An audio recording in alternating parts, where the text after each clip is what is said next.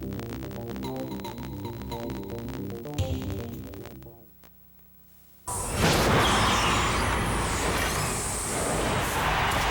following is a special presentation of Raycom Sports, home to regional college football and basketball.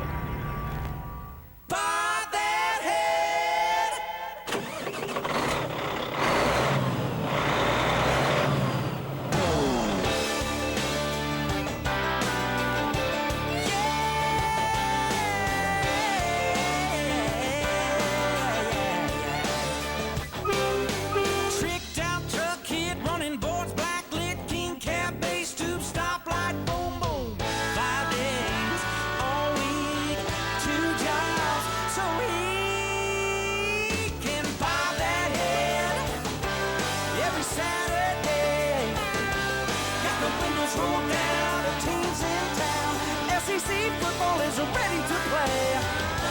Yeah, turn it up to 10. Hey, y'all join in. Come on, let the party begin. Let's do it again. Bob that head. Bob that head. Oh, every Saturday. Bob that head. Bob that head. SEC football. Hey, y'all, we're Rascal Flat. And it's time for some SEC football, baby. On Raycom Sports.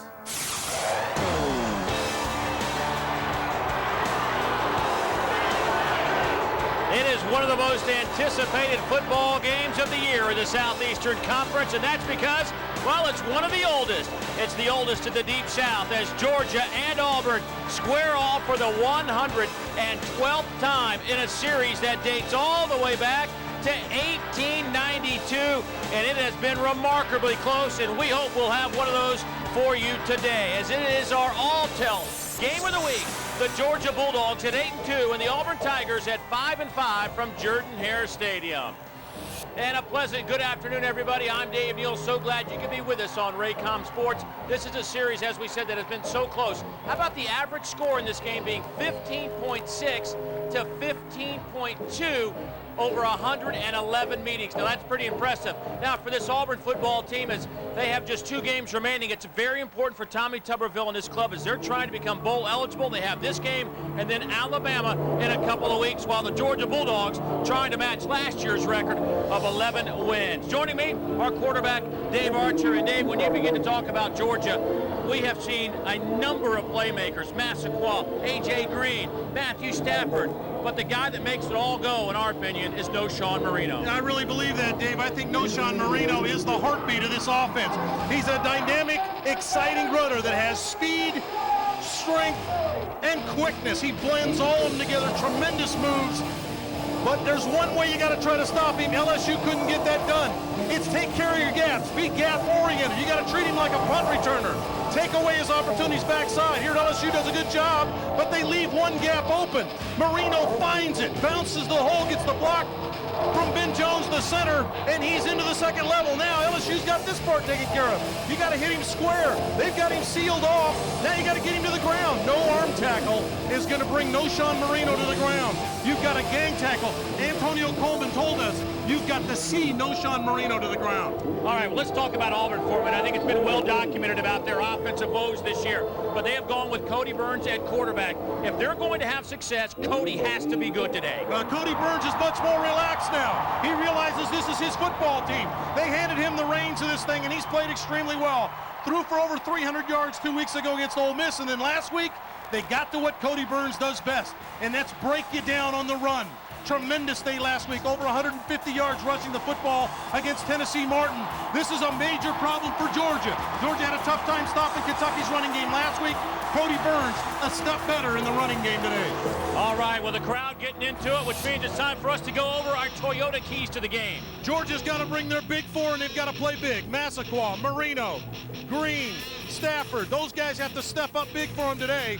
And for Auburn, they've got to find some other playmakers other than Cody Burns. Some other players are going to have to step up and play big for Auburn today.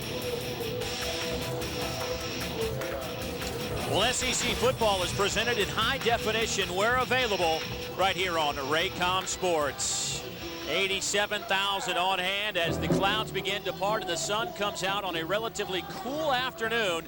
Temperatures in the mid to low 50s and plenty of wind. We were down on the field just moments ago, and there is no question that the wind will be a factor in this afternoon's game. Auburn won the toss. They will defer, so Georgia will get the football to start this one. Morgan Hull will kick it off for Auburn.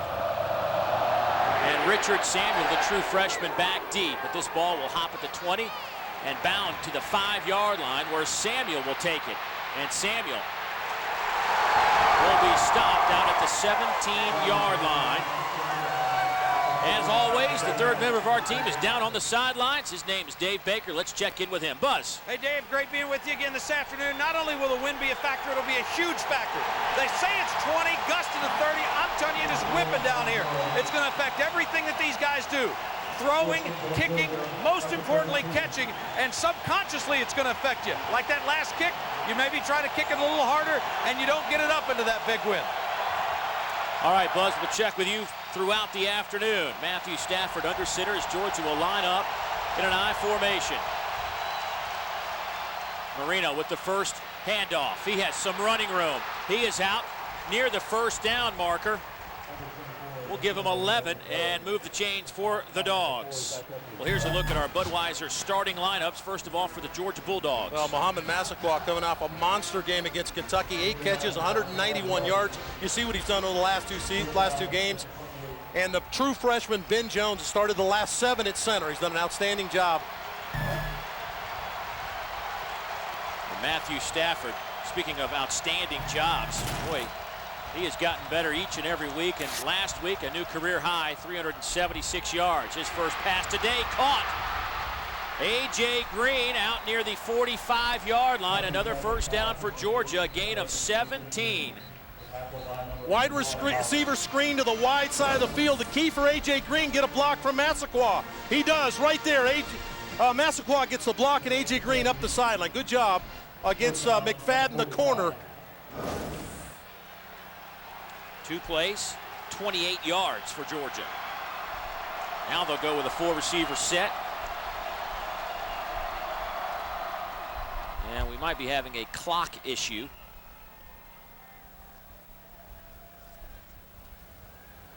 Thomas Ritter, our referee, our white hat today. While we have a second, let's take a look at our Budweiser starting lineups defensively for this Auburn group. Well, this is the fire breather up front. Antonio Coleman leads this team in sacks. He's tremendous. Second in the SEC, getting after the passer. A linebacker core that loses Trey Blackman earlier in the year, but Josh Bynes, a bigger body in the middle to stop the run. And their back end has been banged up. They get their 2 corners back, Powers and McFadden. Etheridge, a solid safety at free safety.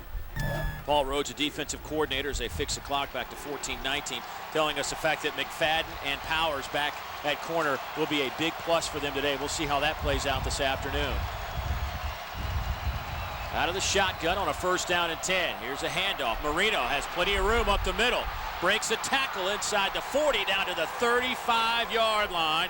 Finally brought down by a couple of blue jerseys led by Merrill Johnson. Dave, good game planning here now. You spread the defense. Ben Jones gets the block from the center spot up on Tez Doolittle, gets him off the ball, and then Marino finds that crease. We talked about it from the opening. You've got to take care of your gaps against this guy. You cannot over-pursue, and when you get a shot at him, hit him down through the middle and get him on the ground. Look what Noshawn Marino has done. 4 100-yard games out of his last 5. Picked up 20 on that last play. The Dogs averaging 16 yards a play to start this game. Stafford going up top, looking for Massaquoi, incomplete. Let me ask you this, Dave, about a quarterback. We had the win last week, was a factor in our Georgia-Kentucky game that we did.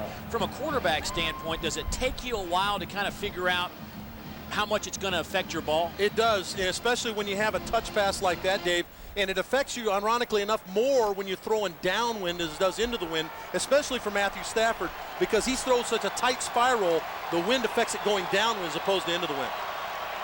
Well, the Dogs will line up in an I here on 2nd down. Chapp is the fullback. He gets a lead block from Marino, and Marino is dropped at the 30. Give him a gain of about 5. Merrill Johnson slid off his block to make the play for the Tigers. Right now, Georgia dictating the tempo offensively, had the 2 big plays to open the game, and then Marino run out of the shotgun, and they've got this Auburn defense a little on their heels. An opportunity here now for the best on 3rd down to get Georgia off the field. Georgia 3rd in the NCAA in 3rd down conversions. Meanwhile, Auburn's defense is 3rd in opponents' 3rd down conversions, 2nd in the league at 27%. Stafford fires, pass caught, good move by Green. He has the 1st down to the 11-yard line.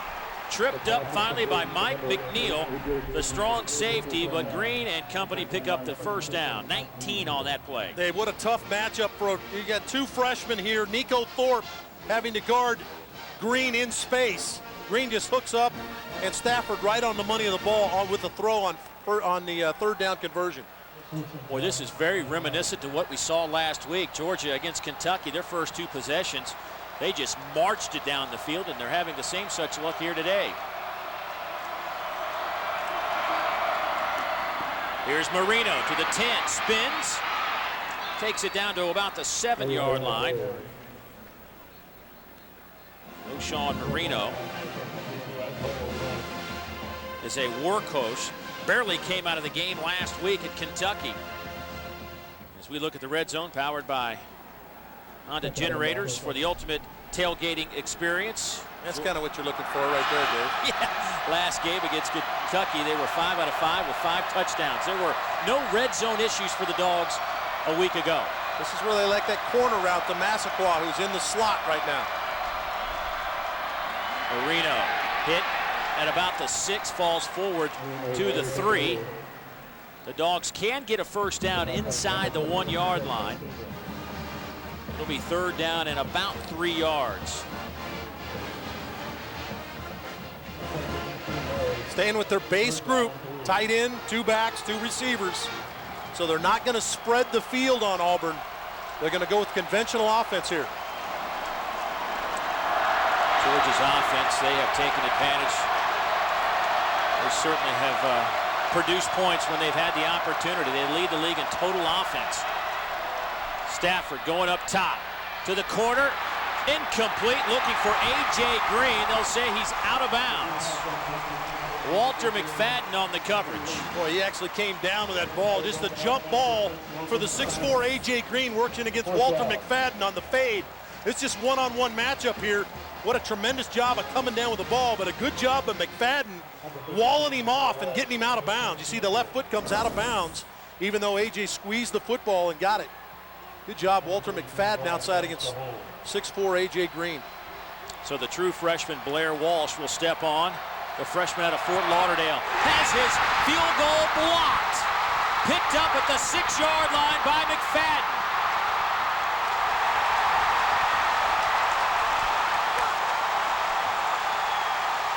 And after Georgia just marched it down the field, Auburn comes up with a big-time stop, and they will have the football when we come back.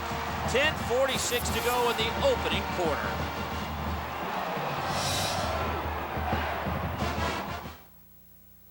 You know you're a true Outback fan when you think the preseason is marinating our teriyaki sirloin before it's brushed with a sweet teriyaki glaze. One of our new fan favorites for a limited time. Crave on. This is Kirk Herbstreit. You know you're a true Outback fan when you think cutting up the middle means slicing into our Outback special sirloin. Big, bold flavors seared in. The kicker, just $9.99. Crave on. At Regions, over 8 million customers have come to expect more strength and more stability. And across 16 states, those customers are taking advantage of great rates and innovative new products like Life Green Checking and Savings to see their money grow. If you're a Regions customer, we thank you for your business. If not, there's never been a better time to give us a try. Regions, it's time to expect more peace of mind. It's the season for giving, so why not give the very best? Like the exhilarating Infiniti G Sedan, or the bold Infiniti FX. They're gifts you can enjoy every day of the year. Visit the Infinity Limited Engagement Winter Event now to take advantage of our best offers of the year. Lease a G sedan for $349 per month or get 0% APR financing.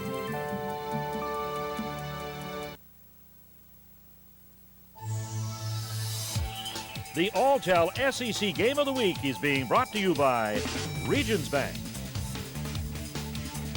by Budweiser, by Outback Steakhouse, by Woodman of the World Life Insurance Society, by Hampton Hotel, by Cooper Tires, and by the new AT&T.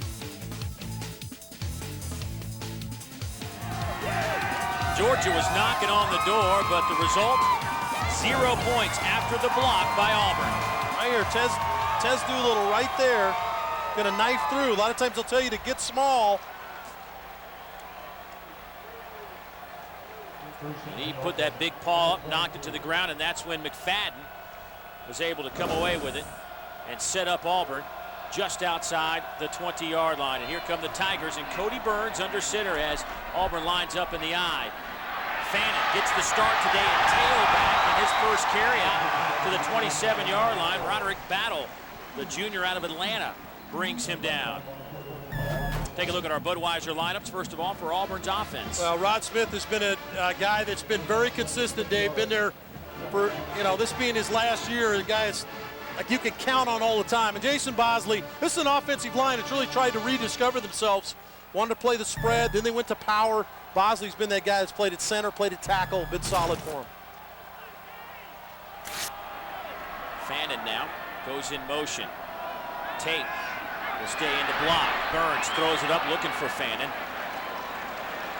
We were told that Mario Fannin would be a bigger factor today offensively for this Auburn team, and the Georgia club that'll try to slow him down is this group. Well, Geno Atkins up front has done a nice job in the middle. This is a defensive group that rotates a lot of players on their defensive front. Rennie Curran, the heart and soul of their defense, the guy who leads the SEC in tackles. And in the back end, Asher Allen plays the boundary corner, always into the boundary, and is tremendous against the run. He reads the backfield extremely well.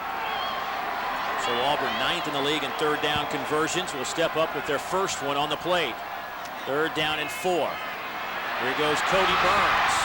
And he should have the first down at about the 34-yard line. Battle able to bring him down, but Cody Burns coming off a game where he rushed for 158 yards. Just a quarterback lead play here. Cody's the ball carrier all the way.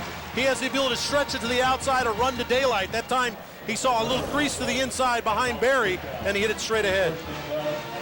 I mean, he's had a couple of nice weeks. A career high throwing against Ole Miss 2 weeks ago, a game we saw, and then last week 13 carries. Averages over a dozen yards per attempt. Now Auburn sets up 1st and 10. Here's Fannin dancing around, and he is swallowed up and well below the play again, back at the 33-yard line. Ellerby the first man on the spot, and there's a little extracurricular activity going on between Asher Allen and Montez Billings in that secondary, and a flag comes out. Well, Georgia defends us extremely well. Curran is there along with Ellerby, and I think they heard the whistle and turned him loose. I think they heard the whistle and let him go. Fannin thought he'd spun out of it, and he thought he was gone, but I think that they heard the whistle, and he turned him loose. Dead ball, unsportsmanlike on number 2, number 84. Those penalties offset, 2nd down. So it'll be 2nd down, and actually maybe lost a yard, I think, where they decide to spot it. So it'll be 2nd down and about 11 now for Auburn. Our 1st and 10 line brought to you by ICB Construction Management, located in Choctaw, Mississippi. And a stack set on each side for the Tigers. Burns out of the shotgun. Fannin slips out of the backfield. That's where Burns will go. Fannin breaking off some tackles out to the 35. We'll give him 4. Fannin played over 30 plays on offense against UT Martin. They gave you an indication that the coaches felt that his shoulder that was reconstructed in the offseason is healthy again. They had him playing some wide receiver to start this year, and I think now they're feeling pretty confident that he can do a lot of things that they expected him to do. He's one of those explosive football players. That's just his 3rd reception in the last 4 games. So certainly Fannin becoming more of a mix in this offense. 3rd down and 8. Burns will tuck it and pick up about 4. Run out of bounds by Remarcus Brown, and that will bring out the Auburn punt team. We talked to Cody Burns yesterday, and we asked Cody, do you like standing in the pocket or do you like rolling out a little bit more? And just like a quarterback, he doesn't like the field restricted when he rolls out. He realizes he doesn't have the whole field to throw to. So he said, no, I like standing in that pocket. I don't like rolling out as much. Well, Clinton Durst will come on to punt, 41.7 average. Auburn #1 in the SEC in net punting at 37.2 yards. Prince Miller will wave everybody off for Georgia. And it takes a good Auburn bounce that will slip inside the 10. And they will mark it at about the 5.5-yard line. Zach Etheridge, the man down to pick up the football for Auburn. So Georgia will be pinned inside their own 10-yard line after their opening drive was successful in terms of yardage, but not on the scoreboard. We will return after a word from your local stations. Ultimate driving machine, Now available for a limited time. 1.9% financing for 36 months or 2.9% financing for 48 months on certified pre-owned 2005 and 2006 BMW X3, X5, and 7 Series at Taylor BMW on Washington Road. ultimate driving machine, ultimate driving machine, Taylor BMW. Hey Ray, how's it going? Great till you pulled me over. You're not wearing your safety belt. You forgot to use your turn signal. Oh, look, I'm sorry about that. I'll give you a warning on the turn signal. Just watch it next time. Oh, I will. Hey, you still going to the game on Friday? You betcha. What are you writing? A ticket. For what? For not wearing your safety belt. You're kidding. Afraid not. See you Friday. We're stepping up safety belt enforcement. If you don't buckle up, you will get a ticket. No exceptions. Click it or ticket. When I decided to go back to college, I looked at lots of different schools to find the perfect fit. Some were so big, I felt like a number. And others were catering to a slightly younger crowd. But Strayer University fit just right. My personal admissions officer told me that the average Strayer student is 34 years old. They're busy working adults with families and full-time jobs, just like me. Call this number to speak to an admissions officer who will show you how Strayer University can fit your life. There are a lot of letters that can represent someone's intelligence. IQ, MBA, PhD, but the letters that really say genius to me, MPG. The Toyota Corolla gets 35 miles per gallon highway and tells you when your tire pressure's low. Smart and good looking. Now it'd be nice to find a guy like that. Nothing compares to the Toyota Corolla, the best-selling car of all time. Visit your local Toyota dealer today and get 0% APR financing for 36 months on new 09 Corolla models. Toyota, moving forward.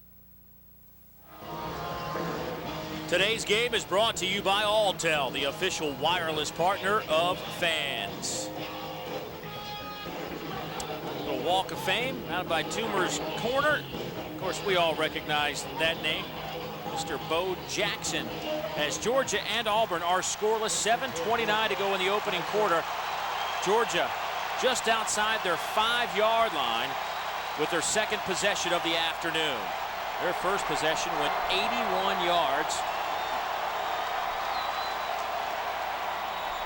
Handoff, Noshawn Marino breaks a couple of tackles. Noshawn to the 20. First down, Georgia. Zach Etheridge brings him down.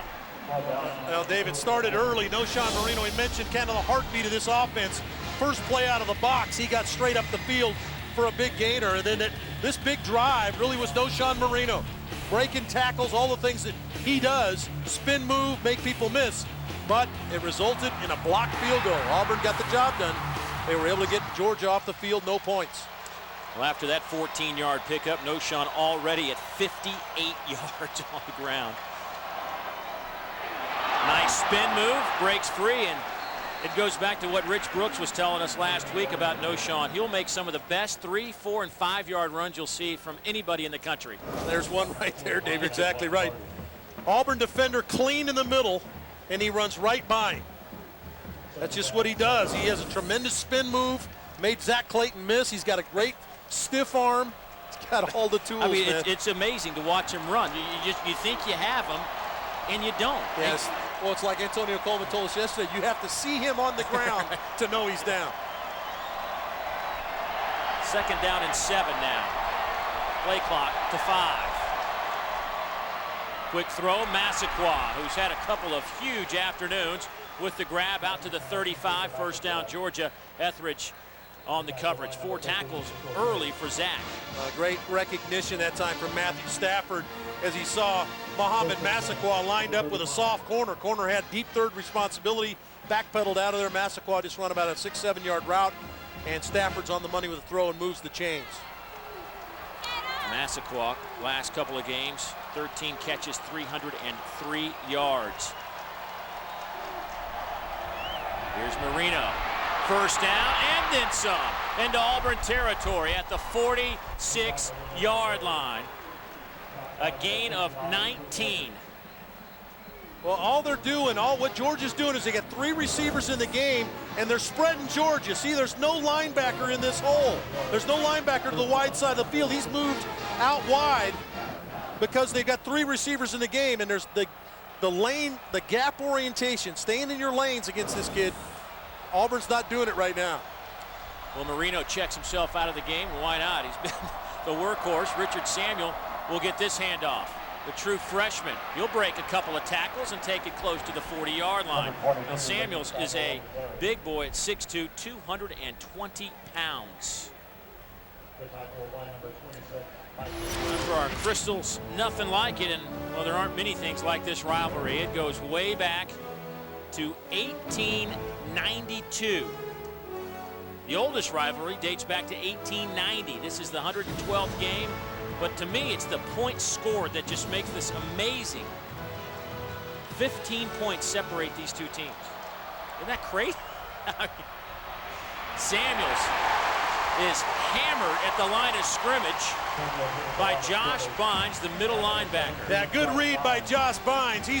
He's about 230 pounds. He's the biggest of the linebackers, and he just comes downhill here and just hits Samuel right in the mouth. And that's what this Auburn defense is known for, is bottom-up type defense. And that time Bynes was able to find and get in his gap and hit Samuel right down the middle. See our 1st and 10 line telling you it's actually 3rd and 5. Our Academy Sports down and distance marker. 4 receivers. Stafford fires a bullet to Massaquoi, and a flag comes in at the 30. The true freshman, Nico Thorpe, out of Tucker, Georgia, on the coverage. And that may go against Massaquoi on a little push-off. See Paul Rhodes, the defensive coordinator. He'll like that call.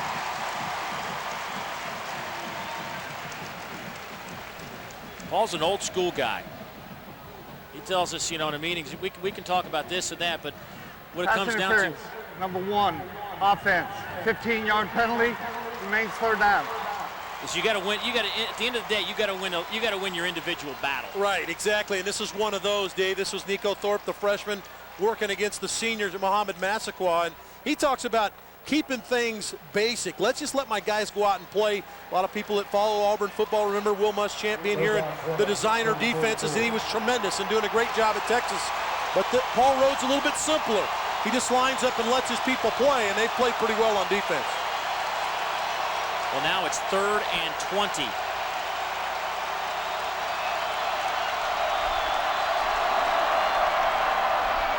Marino makes another man miss. Stafford gets a couple of blocks in there, and Marino able to get about 7 or 8 out of nothing, but still a 4th down situation, and the Auburn defense stands tall. They went to a 3-down line that time with Georgia in 3rd and long, and really it ended up kind of being like a punt return for Marino, and they did a good job of hemming him and limited him to what they did there. So Mims averaging 42, almost 43 yards a kick. He has 12 of his 35 punts inside the 20-yard line and punting into the wind. So a chance for Robert Dunn, who is very dangerous, 5th in the country in punt return average at over 19 a return. Stands back at the 10. Flags down. And not a good kick, so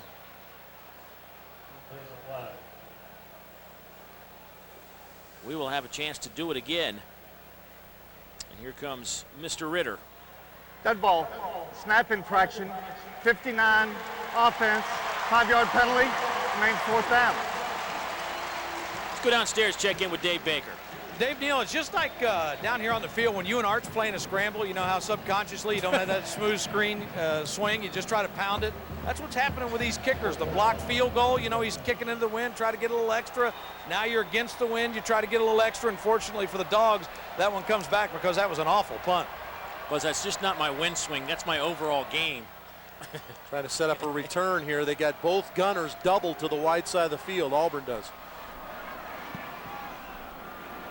Here's a chance for Dunn. He will field it at the 15. Trying to break some tackles, can't do it. Great coverage by Georgia. Down inside the 5. They will spot the ball at the 3. Darrell Gamble led the way for Georgia. Boy, great discipline to stay in your lane against the dangerous punt returner Robert Dunn. He just stayed to the outside, fought off a block, and was able to get Dunn back down inside the 10-yard line. 39-yard punt is Mark Richt not very happy. He thinks that there was perhaps some holding on the outside on some of his gunners, but it worked pretty well. We will step aside, scoreless here in Auburn.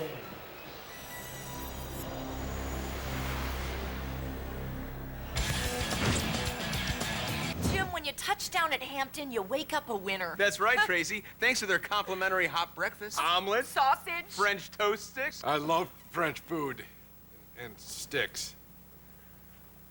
You know, these sausage biscuit dippers are the perfect breakfast for me because I'm such a DIYer. I hardly think of you as a do-it-yourselfer. I mean, you can't even hit a nail with a hammer. No, I'm not talking about doing it myself. I'm talking about dipping it myself. I can actually dip this myself. Yes, you can. You can do it all by yourself. Yeah. Yes, yeah. you can. I'm a big boy. Yeah. I'm a big boy. Sausage biscuit dippers. New at Sonic. 3 mini sausage biscuits served with the side of warm country gravy for dipping. And make it better with one of our premium roast specialty coffees, like a Java Chiller. When you touch down at Hampton, you wake up a winner. That's right. Thanks to their friendly service. They even remembered my name. What is your name? That you will never know. Smart move, Tracy. Seriously, what's your name? Hey, man, what's up with the cord? Well, it's a nice day out. Thought I'd come over here with my cable internet. You know, if you had AT&T, you'd get high-speed internet service at thousands of hotspots for free. This ain't working out so bad. Plus, the neighborhood kids really enjoy it. Cinderella dressed in yellow. Not this time, Johnny! Stop! It's easy to beat cable with AT&T. Enjoy free access to the nation's largest Wi-Fi network when you sign up for high-speed internet from AT&T. It's the season for giving, so why not give the very best? Like the exhilarating Infiniti G sedan, or the bold Infiniti FX. They're gifts you can enjoy every day of the year. Visit the Infiniti Limited Engagement Winter Event now to take advantage of our best offers of the year.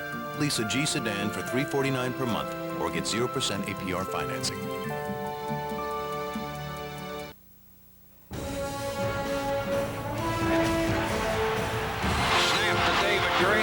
There he goes in the corner again, and we jump up.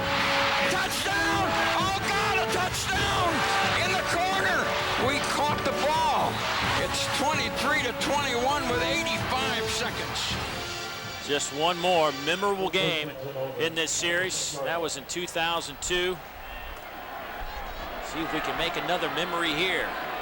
2:11 to go in the first quarter. Burns out of the end zone, going up top. Looking for Chris Slaughter. It's incomplete. Prince Miller on the coverage for Georgia.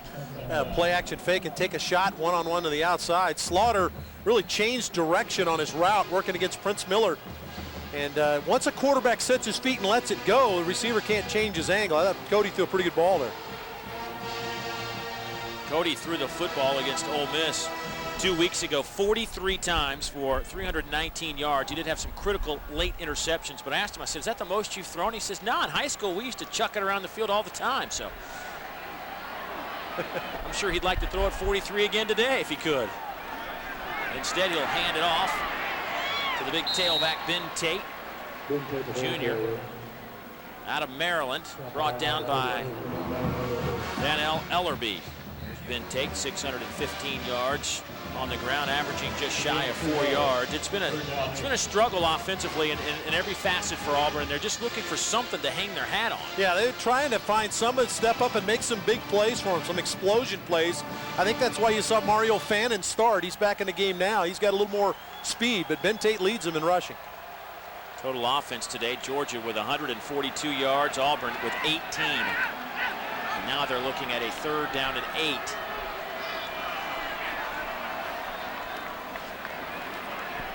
They'll set up Fannin, trying to get him in a one-on-one situation, but played brilliantly by Rennie Curran.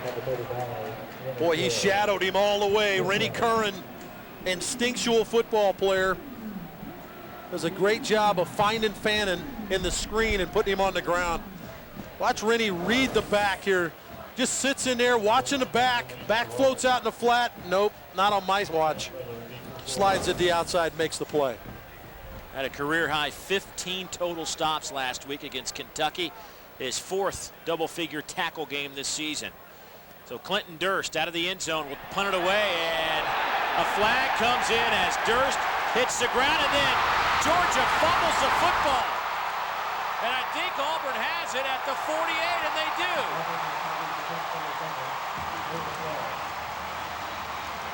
Brent Miller let the ball bounce off his chest.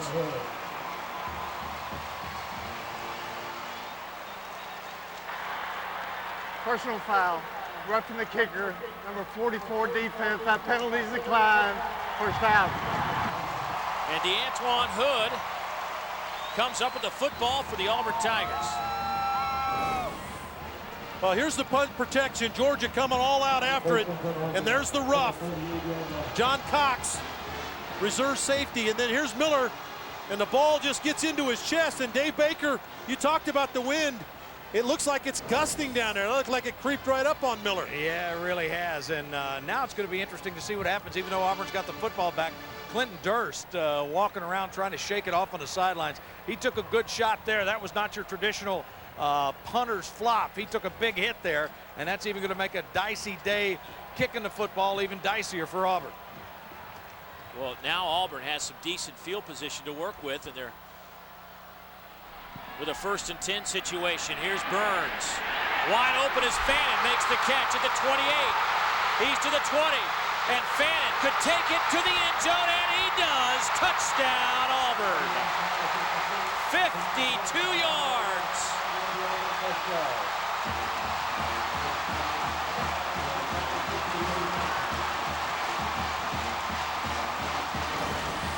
What a nice read by Cody Burns. They're going to run Fannin on the wheel route down the sideline. Georgia loses him in coverage, and now it's Fannin in great speed. He's going to get a block right here from Rod Smith on Prince Miller, and then he lunges to get in the end zone. And a good read by the young quarterback, Cody Burns. Just the 2nd touchdown passing by Cody Burns this year to go against his 7 interceptions. And a bobbled snap. And Auburn misfires on their point after attempt. There have been some special teams miscues today. A blocked field goal, a fumbled punt, and now a missed point after. But Auburn will take the 6 with 14 seconds to go in the opening quarter. We will return after this from the SEC. The University of Georgia's investment in my growth as both a student and an individual were critical to my success in the Rhodes competition.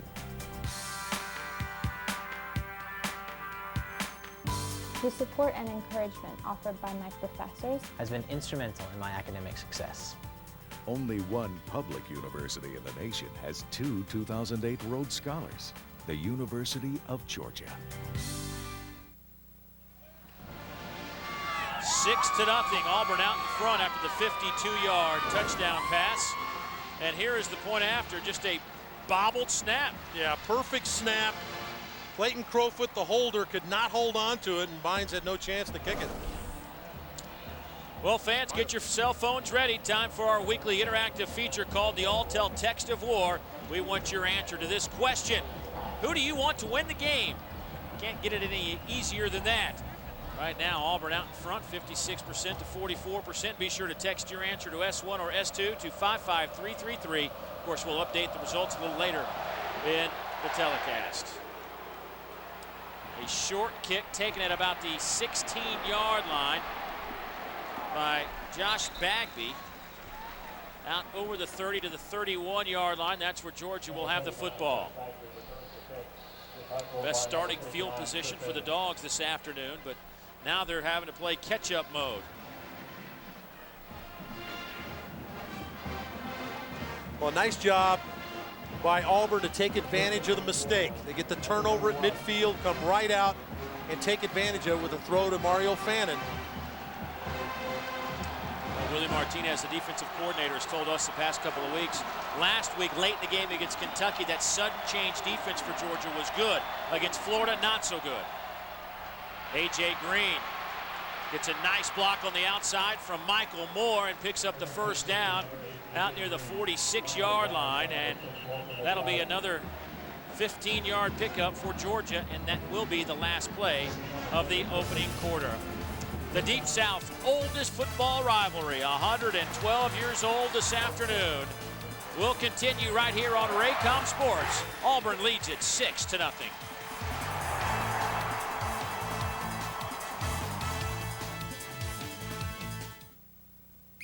You know you're a true Outback fan when you think the preseason is marinating our teriyaki sirloin before it's brushed with a sweet teriyaki glaze. One of our new fan favorites for a limited time. Crave On. This is Kirk Herbstreit. You know you're a true Outback fan when you think cutting up the middle means slicing into our Outback Special sirloin. Big, bold flavors seared in. The kicker, just $9.99. Crave On.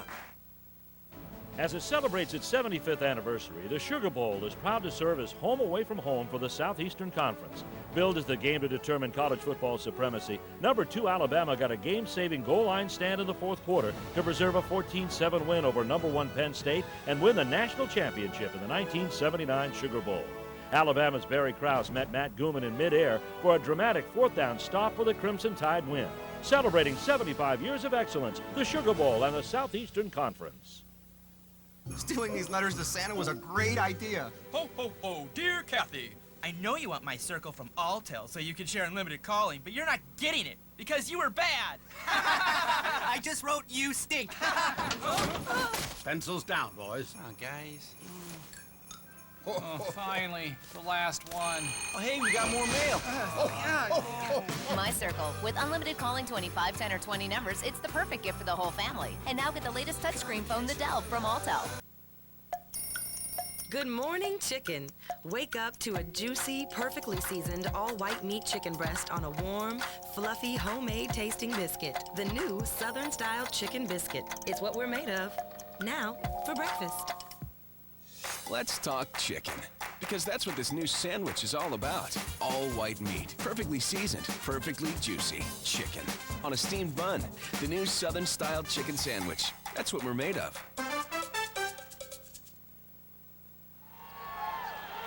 Auburn leading Georgia 6-0. We begin second quarter here at Jordan-Hare Stadium, and Pat Dye Field had a chance to see Coach Dye before the game. Looking good.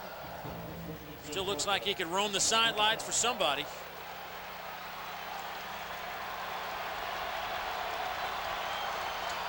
So Matthew Stafford and company line up, first down and 10 at the 46-yard line. Will play fake to Marino. Stafford going up top. And some bumping down that sideline. No flags, incomplete, good coverage on A.J. Green by Walter McFadden, running step for step. Take a look at our AT&T first quarter stats. Get behind the scenes look at some of your favorite teams and players at AT&TBlueRoom.com/sports. Georgia came out running the football behind Noshawn Marino, and they lead in that category. But the most important category is Auburn leads 6-0 in the game. Georgia's averaging about 9 yards per play. They were about that number last week against Kentucky. Marino, this time, stopped at the line of scrimmage. Craig Stevens, the first man on the spot for the Tigers. Well, it's a nice job of Stevens staying at home. Talked about taking care of your gaps. Little pull, they bring Keontae Tripp around on the pull, but good read by Stevens to step in behind the pull and make the play.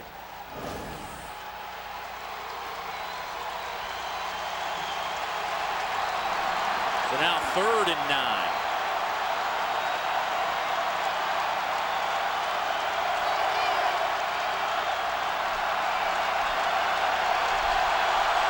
Just watch Stafford on the field. He's just in such control. Little quarterback keeper, nothing doing now for Stafford as he is thrown to the ground.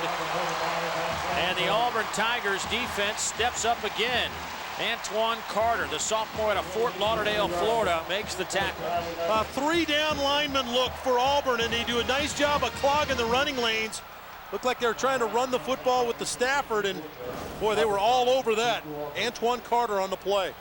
You know, last year, or 2 years ago, when we were here doing this game, Stafford ran for 83 yards, including a 39-yarder, both career highs for Matthew. That time swallowed up by that Auburn defense, and here comes Brian Mims. He'll stand at the 30. And Robert Dunn back at the 15. Fair catch called for. And so Auburn will have the football up 6 with 13-13 to go here in the second quarter. We will come back, see what Cody Burns and company has in store.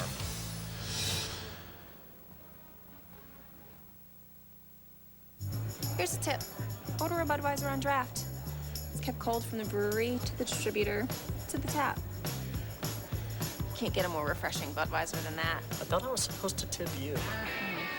You still can. The key to a great Marsala sauce is the wine. And our wine's been made by the Lombardo family in Sicily for over 100 years. At Carrabba's, making our Marsala sauce takes patience.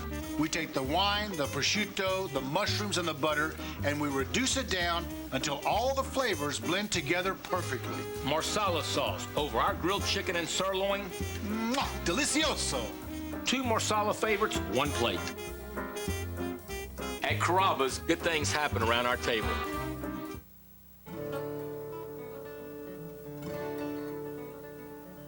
It's reassuring to know that when you retire, Woodman of the World will be there with you, providing insurance protection and financial security so that you can sit back, relax, and enjoy your retirement, knowing that you and your family are safe and secure.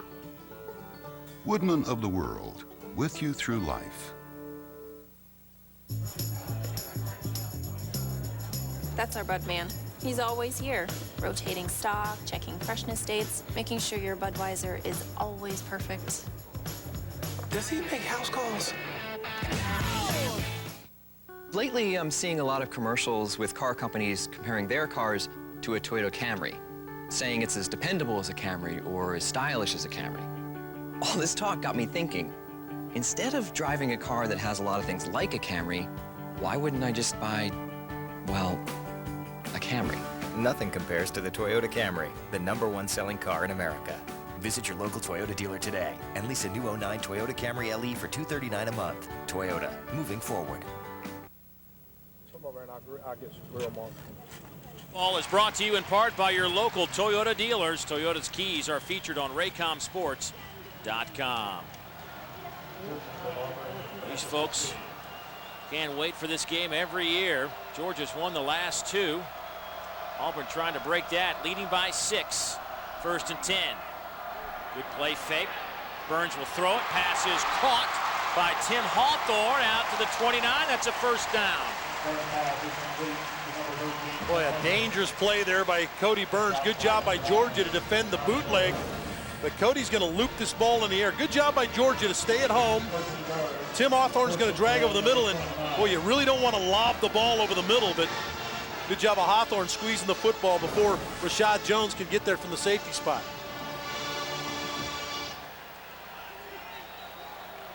Auburn very confused. Will have to burn a timeout. And we'll step aside as well. Back to Jordan Hare after a word from your local stations. Big Buford's going wild. Checkers' new Smokehouse Buford, seasoned onion ring, hickory barbecue sauce, Smokehouse Buford, or the original Big Buford. 2 for just $4. You gotta eat. Little place, big taste. That's Checkers. Hey, Ray. How's it going? Great, till you pulled me over. You're not wearing your safety belt. You forgot to use your turn signal. Oh, look, I'm sorry about that. I'll give you a warning on the turn signal. Just watch it next time. Oh, I will. Hey, you still going to the game on Friday? You betcha. What are you writing? A ticket. For what? For not wearing your safety belt. You're kidding. Afraid not. See you Friday. We're stepping up safety belt enforcement. If you don't buckle up, you will get a ticket. No exceptions. Click it or ticket. Hey, kids. Hello, Dad. What's this? Don't you have anything catchier? Look, our cable intro rate expires next month. We need this extra cash. You think cars are just gonna poof, magically stop by? Let's see some effort. Great, there goes our sales force. Switch to AT&T and get wireless service or advanced TV plus home phone with high-speed internet for under $75 a month. And that's not an introductory price like Comcast Triple Play Starter Bundle. Find out how to get up to $225 cash back with other qualifying bundle plans. Sorry, honey. Cable's intro price is making Daddy a little nutty. Okay, back to work. Lemonade. Get the wireless network with the best global coverage and free access to thousands of hotspots nationwide with high-speed internet. Plus, we've lowered our prices on other great bundles, so call and build the one that's right for you. What are you waiting for? Get 3 services on one bill for under $75 a month. And call to find out how to get up to $225 cash back with other qualifying bundle plans. Cookies are for closers. Switch to AT&T. Your world delivered. It's huge. It's only at Checkers. The 79-cent Smackdown. All-American cheeseburger, juicy hot dog, creamy shake. Just 79 cents each. You gotta eat. Little place, big taste. That's Checkers. Closed captioning provided by Chick-fil-A. We didn't invent the chicken, just the chicken sandwich. So first down and 10 for Auburn after the timeout. Georgia in a 5-man front.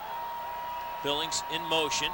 He'll hand it off to Ben Tate. He'll get a yard or 2 before he's brought down by Brandon Wood, who was suspended for a couple of games, but back on the field last week and now getting some significant action today. Well, Georgia rocks the safety down right to the side. Ben Tate's running. Good job, Rashad Jones, the safety coming up to help Wood get the ball carrier on the ground.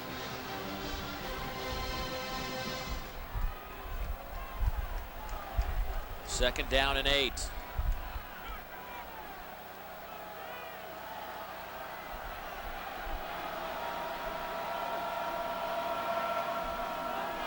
Here's Burns on a little keeper. Not much doing as Rashad Jones throws Burns into the bench, and that'll get a flag.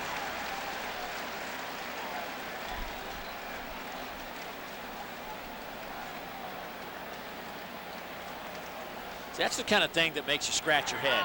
Dead ball, personal foul, laid it out of bounds, number 9 on the offense, 15-yard penalty, first down. You know, Georgia now not dead last. That belongs to TCU, but they're 118th out of 119 in terms of penalties, and that's the kind of thing, and Mark Richt has made these guys run and do all kinds of stuff for these penalties, but it just makes you go, what? What are you thinking?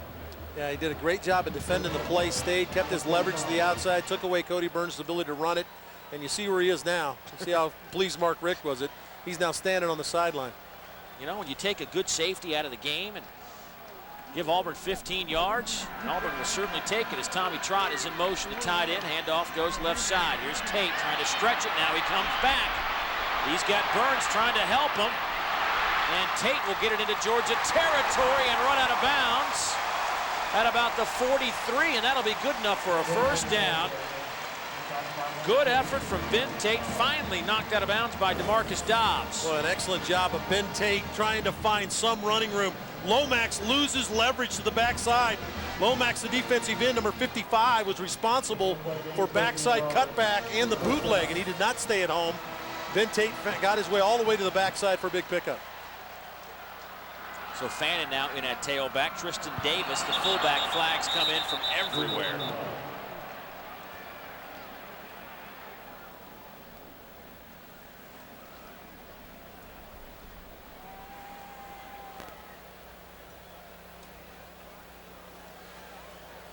Like a little contact in the middle. Cade Weston or Corvey Irvin banged into Jason Bosley, the center. Dead ball, offside, defense. Player got into the zone, caused a false start. 5-yard penalty, first. Well, go to raycomsports.com for a variety of SEC football highlights and features, archived video, sweepstakes podcast, and information on our SEC Game of the Week. raycomsports.com, your link on the web to the SEC. It's been kind of a helter-skelter game, kind of no rhythm other than Georgia's opening drive. Really kind of what Auburn wanted, Dave. They wanted to come out and play some defense, make it tough on Georgia's offense, and find a way to make some plays. Fannin provided that one play they've needed so far. Here's Burns trying to provide some excitement. Cody down to the 30, and that'll be a first down. He picks up 8. Roderick Battle brings him down. Let's check in with Dave Baker. Buzz? Dave, been interesting to see the development of Cody Burns the last few weeks. You know, he wasn't in the plans early in the year when Tony Franklin was running the spread. Steve Emsminger now has tried to work with a lot of different elements of his game, and he told us yesterday, in order for us to be successful, he's got to make plays with his arm and make plays with his feet, just like he did there. He's did it in the last 2 weeks. The question is, can he put it all together in one package today? This time, Burns will throw it. And that nearly got picked off right through the hands of Rennie Curran. But back to Cody Burns and what Coach Steve Ensminger was telling us is that he's also decided to put a little bit more on the plate of Cody Burns. Give him a couple of options at the line of scrimmage. Try to let him do some things. Well, what they want him to do is there's a couple of options. What they'll do is they'll call a play at the line of scrimmage. He'll look to the sideline to get the play call, or they'll give him a direction and he can switch the direction from side to side. But there are a couple of fronts he's looking for particular, and he'll change the play, and there'll be just a couple of those he'll look for. So, yeah, a couple more opportunities for Cody to put his stamp on this offense. There's Trot in motion. There's a little play action again. Burns makes a man miss, hit as he throws, and that ball through the hands of Tommy Trot and nearly picked off again by Rennie Curran. Well, an excellent job by Georgia to take away the bootleg, and then the athleticism of Cody Burns extends the play. It's a bootleg. They do a good job of taking away the run option. Cody stays alive with his athleticism, takes a big shot at the end from Wynn, but this is a catch that Trot's got to make for his quarterback. And really his favorite guy, Tommy Trot, has done a nice job for he's caught 11 passes over the last 3 games. Only 20 on the year, but 11 in the last 3. Auburn looking at another third down. You in a 2-down situation here, Arch? I think with the win situations you are. Trying to set up a screen. They do so to Ben Tate. Needs a couple of blocks, and he gets it. Tate will have the first down inside the 20. Lost the football, but Auburn will have the first down. Now, these are 2 teams in Georgia and Auburn that have been historically good screen football teams. One because of the athleticism of their offensive line. Look at their line out in front blocking. The big fella's out trying to get a hat on somebody. And then the athleticism of their running backs and pass catching ability of the running backs for both these teams have made them good screen teams as well. Ben Tate gets it done there. Gain of 12. We'll move the chains again. Auburn inside the Georgia 20 as they have knocked it on that door inside the red zone with 9:50 to go here in the second quarter. 2 tight end look from Auburn. They'll hand it off to Fannin. Fannin inside the 15 down to the 14-yard line. Give him 5 on that carry. Coaches weren't lying to us when they said we'll see a lot of 2-7 today. Yeah, Mario Fannin is one of those guys that just has a lot of ability to do a lot of different things for you. As you look at our Red Zone brought to you by Honda Generators. For the ultimate tailgating experience. See that last game for the Georgia defense, they gave up 6 touchdowns and 7 opportunities to Kentucky. Yeah, as good as they were on offense, they were bad on defense. Their only stop was that interception with 45 seconds to play. Here's Fannin to the 10, and a flag comes in the Auburn backfield.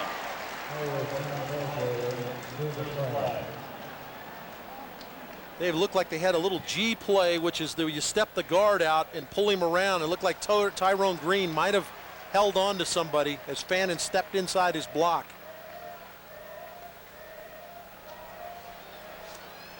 Thomas Ritter has been a busy man. We saw him last night in the hotel, and I don't think he woke up this morning thinking we'd hear this much of him this afternoon. Holding, number 71, offense, 10-yard penalty, remains second down. Yeah, Tyrone Green is the guard to the left side, number 71. He's going to pull out in front, and there's big 71. You see, he wraps up Asher Allen. Just wraps him up around the neck, and Fannin steps inside the block. We mentioned how good Asher Allen is that short side defending the run at the corner spot. First penalty of the day against Auburn will back them up to the 24-yard line. Second down and 16. Here's Fannin, breaks a tackle, and then hit at the 20 and pushed back.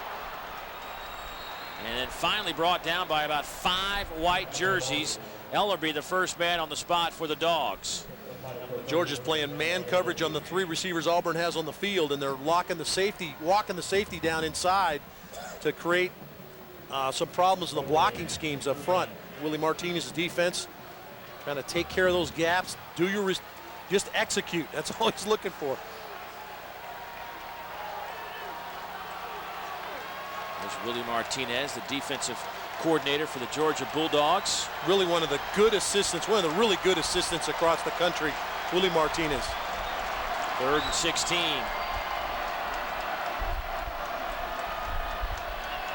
Burns has it slip out of his hand. It's a loose ball, and Georgia has it at the 36-yard line. Geno Atkins. That looked like it just came out of his hand as he was trying to throw it. Air temperature a little cooler, a little tougher to keep your hands sticky. And this is one of those ones that just slips right out of Cody Burns' hands. He's going to turn it loose, and it rocks right out of his hand. Seen it happen 1,000 times. Geno Atkins all over it.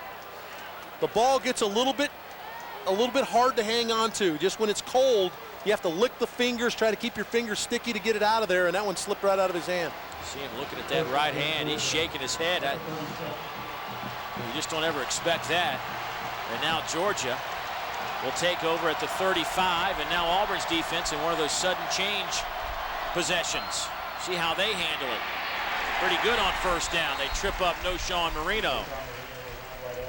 Tez Doolittle, the 6'3", 280-pound senior out of Opelika, Alabama. Let's check in with Dave Baker. Dave, we've talked about it a lot, but it's even getting tougher with the wind here for something like a pitch. But as Arch was talking about, you know, with those dry hands, that last pitch, Stafford pitched it back so quickly and so firmly because of the wind that it about went through Marino's hands just on the pitch. So everything's becoming an adventure.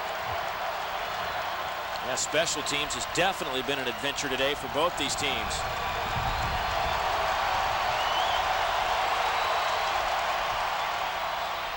Pass batted down.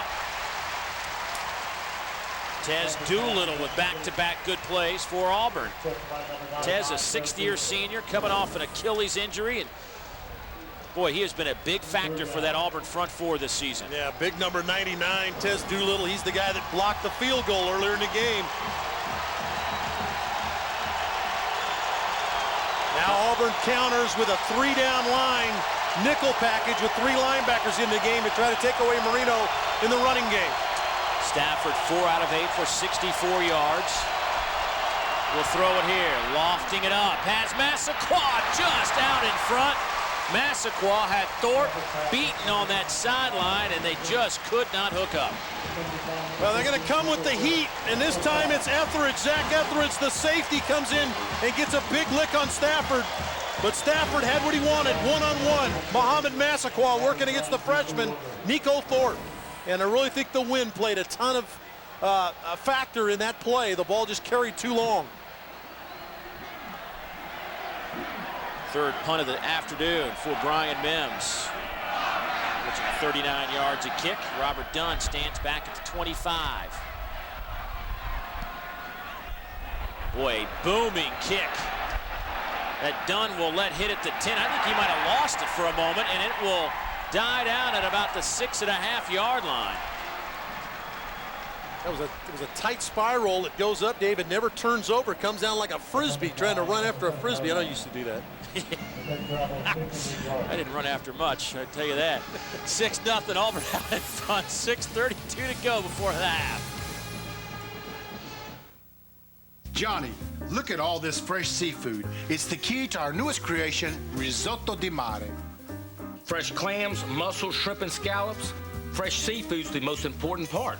And making the risotto rich and creamy. And it's these Italian spices that give this a little Carrabba's kick. I love a kick, Johnny. I know. I like all these combination of flavors that makes our risotto di mare an authentic Italian dish. At Carrabba's, good things happen around our table. At Regions, over 8 million customers have come to expect more strength and more stability. And across 16 states, those customers are taking advantage of great rates and innovative new products like Life Green Checking and Savings to see their money grow. If you're a Regions customer, we thank you for your business. If not, there's never been a better time to give us a try. Regions, it's time to expect more peace of mind. This brown bag special is such a great deal. I know. I love you get 2 of everything. Yeah, like 2 tots. 2 drinks. You get 2 burgers. It's too good to be true. Too good to be true. Right, I get it. This is too much fun. I thought that'd be more fun than it was. Brown bag special. Sonic's got it, others don't. A Sonic-sized deal with 2 burgers, 2 tots, and 2 drinks for just $6.99. And for dessert, try the new Sticky Bun Dough Blast. A while ago, I was sitting around watching some football, and I saw commercial after commercial with trucks comparing themselves to the Toyota Tundra, saying it could tow as much as the Tundra, or it could haul as much as the Tundra. One even said it had the same horsepower as the Tundra. I was convinced. I bought the Tundra. Nothing compares to the Toyota Tundra with an available 381 horsepower V8 engine. Visit your local Toyota dealer today and get $6,000 total savings on new 08 Tundra Double Cab SR5 models. Toyota, moving forward. One played for the Tigers and coached for the Bulldogs. The other played for the Bulldogs and coached for the Tigers. Vince Dooley made his name as a Hall of Fame coach for Georgia, but he was also the starting quarterback for Shug Jordan's Tigers in the 50s. Pat Dye and his brothers played for the Bulldogs Hall of Fame coach Wally Butts in the late 50s, but he ended up leading the Tigers to 4 SEC titles in the 90s. Dye was a starting guard for Butts. His brothers Nat and Wayne also were dogs. Ended up 99, 39-4 record here at Auburn, and because of his work, the field named after the legend himself, Pat Dye.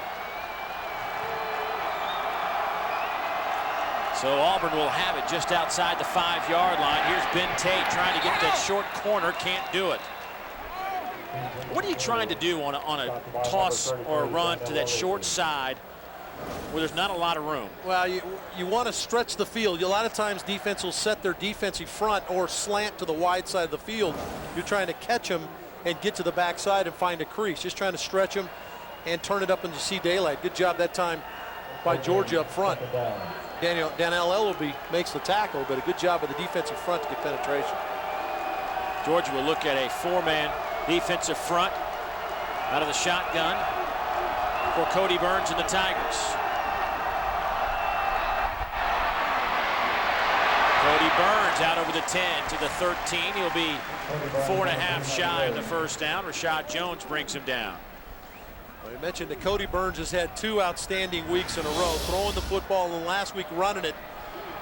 And this is what he does. He did a great job running the football last week against Tennessee Martin, but here he takes care of the football, reads the coverage, and gets the ball to Mario Fannin, and Fannin turns it into a big play.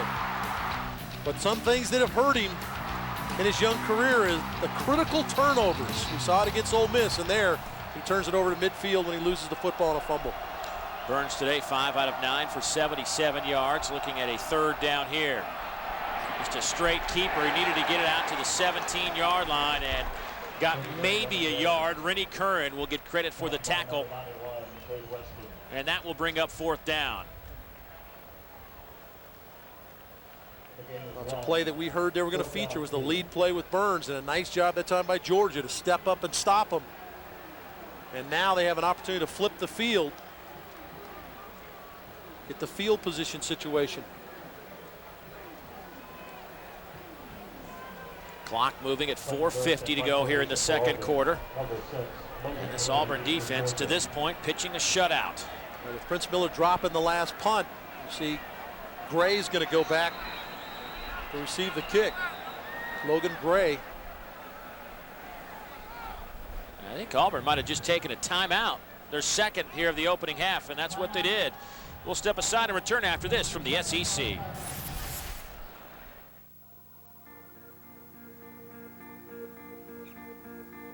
Auburn is more than a top 50 public university, and one of the nation's few land, sea, and space grant universities. For hundreds of thousands of people worldwide, War Eagle!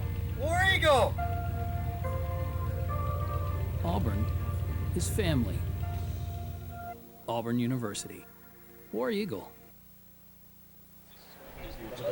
Chilly but happy crowd here at Jordan-Hare Stadium as the homestanding Tigers lead Georgia 6-0 here late in the first half. The Tigers taking a timeout right before that punt, Dave Neal. And think about the situation. This may be a situation where they didn't like their coverage. Georgia's probably going to go after it a little bit. They're going to get good field position anyway. And this is the first time that Clinton Durst has punted since he got the last one blocked, and he was a little bit shaken up after that. Dave, Georgia's left their defense on the field. So Durst gets the punt off, and Logan Gray makes the fair catch at midfield. A 35-yard punt into the wind. Time for us to update our All-Tel Text of War poll, and we're asking you this question: who do you want to win the game? Well, Georgia's made a resounding comeback after Auburn had the early lead. Georgia with 65% of our votes. You see the results right now, and they will continue to take your votes. All you have to do is text your answer to S1 or S2 to 55333. As always, thanks for participating in our All-Tel's Text of War. Good field position for the Dogs at midfield with 4:28 to go before halftime. Stafford fires, pass is caught. First down, Georgia at the Auburn 39. It's A.J. Green, that 6'4", 200-pound receiver who has made a name for himself already as a rookie. Well, throwing the ball to the wide side of the field, and the key part of this play, other than the fact that A.J. Green squeezed this pass there from Stafford, was Marino released to the flat, which pulled the linebacker out of the middle of the field. Merrill Johnson was pulled out of coverage, and A.J. Green hooked right in behind him. A.J. Green, 47 receptions now, which leads Georgia. Here's a little toss sweep to Marino. Cuts it back inside to the 35-yard line. Marino picks up 4. 92 yards on the ground now for Noshawn Marino on just 12 carries. Now, Noshawn does a nice job that time of getting in behind the big offensive line, just finding a crease. You know, Noshawn's been tremendous, was tremendous in the first drive, and then Auburn's risen up a little bit after that. A little bit, yeah. He's closing in on 100 yards. I mean, you want to limit him, that's about all you can do. Chappis, a fullback in motion. They'll play fake to Marino and then throw it to him, and he's got all kinds of daylight and blockers. Marino inside the 10 to the 5. Touchdown, Georgia. 35 yards.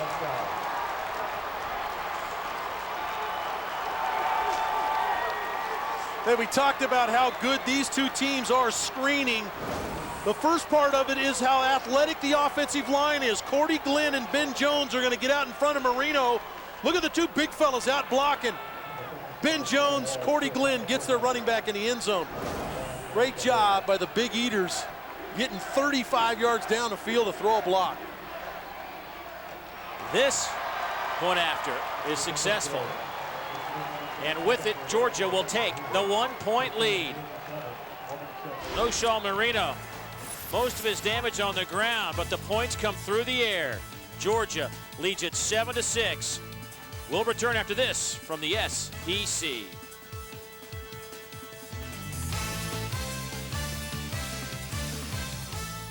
The Dr. Pepper SEC Fanfare. Over 300,000 square feet packed with sports interactives and all the sights, the sounds, and the splendor that is SEC Championship Weekend. Thousands of SEC faithfuls showing off their spirit, enthusiasm, and pure school pride.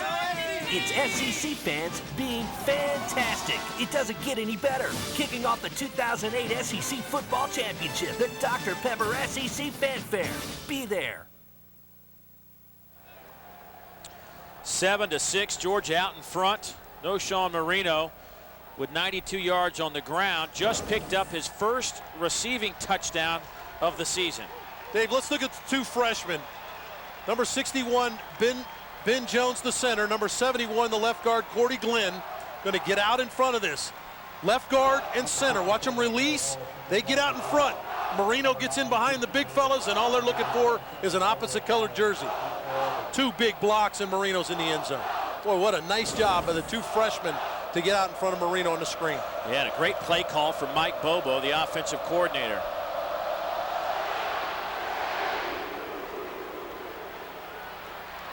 That kick taken at about the 5 by Tristan Davis. Davis, an outstanding kickoff return man. 4th in the country in that department, and here comes some flags.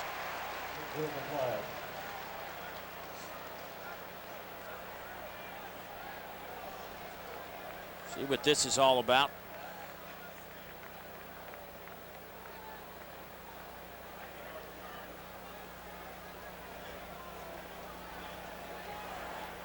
Dead ball. Personal foul. Number 22 on the kicking team. That penalty's 15 yards from the dead spot. First down. Boy, Mark Richt just takes off his headset and shakes his head. Well, be sure to join us next Saturday at 12:30 Eastern, 11:30 Central for the Battle of Tennessee. The Vols' Philip Fulmer is in his final season as a head coach, and he looks for a win in Nashville, while the Commodores need one win to become bowl eligible for postseason play for the first time since 1982. So be sure to join us Saturday at 12:30 Eastern, 11:30 Central. And the Tigers will have it at the 40-yard line. Here's Fannin. Able to pick up 4.5.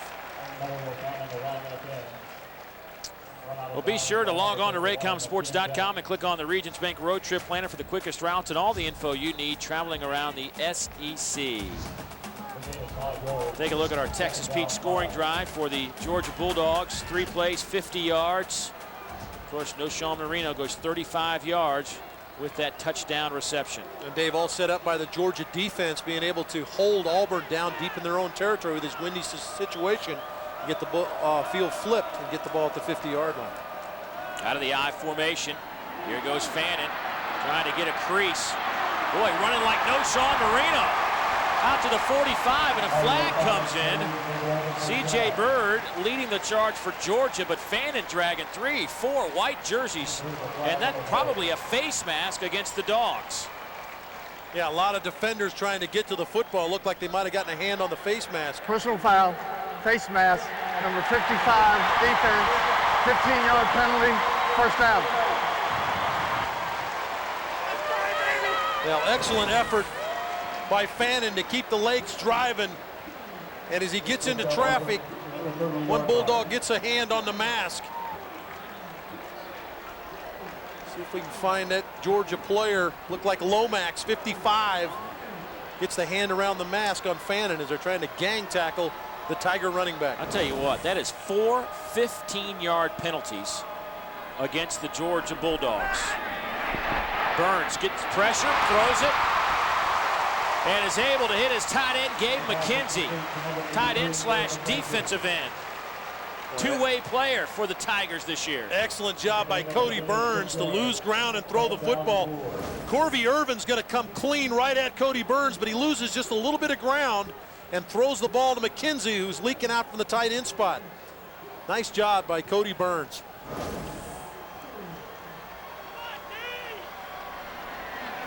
And that sets Auburn up with a nice situation for Steve Ensminger on 2nd down and 4. Two tight end look, Billings in motion. They'll hand it off to Fannin. Met at the line of scrimmage and dropped immediately by Jarius Wynn. Trying to run the stretch play again to the wide side of the field. Jarius Wynn from his defensive end spot. They did not get the end sealed. He knifed through and made the play. So Auburn loses a yard. Mark Richt runs onto the field, gets a timeout for that is Georgia. their first charge timeout of this half. Trying this to save some clock timeout with 1:16 to play before halftime. Well, we start every Saturday with a little Rascal Flats, who open the telecast with their hit Bob That Head from the album Still Feels Good. Now a big congrats goes out to the guys who on Wednesday night won their 6th straight Vocal Group of the Year award at the CMA Awards in Nashville. That ties the Statler brothers for most consecutive wins. You can always get more on our buddies with Rascal Flats at rascalflats.com. Don't forget, their Greatest Hits Volume 1 was released a couple of weeks ago. Be sure to go out and get that as well. But those guys do a great job for us every single week, and congrats to those guys. Maybe as they begin their fall tour after the first year, they'll invite us to come along for a show. Take care of us, yeah. We'll see about that. We'll see. Taking a look at Jarius Wynn in this Georgia defense. I don't think Georgia liked the personnel that they had on the field versus what Auburn had on the field. That's why they burned the timeout there, Dave, here on 3rd and 5.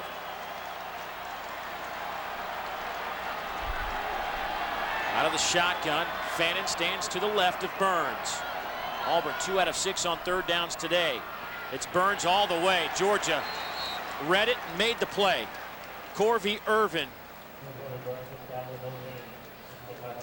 And that'll bring up a 4th down, and see if Auburn will go for it here. They're kind of with this wind, and they have had some issues with their field goal kicking unit. It would be a 42-yarder right now. See what Coach Tuberville does here. He may let this clock wind down.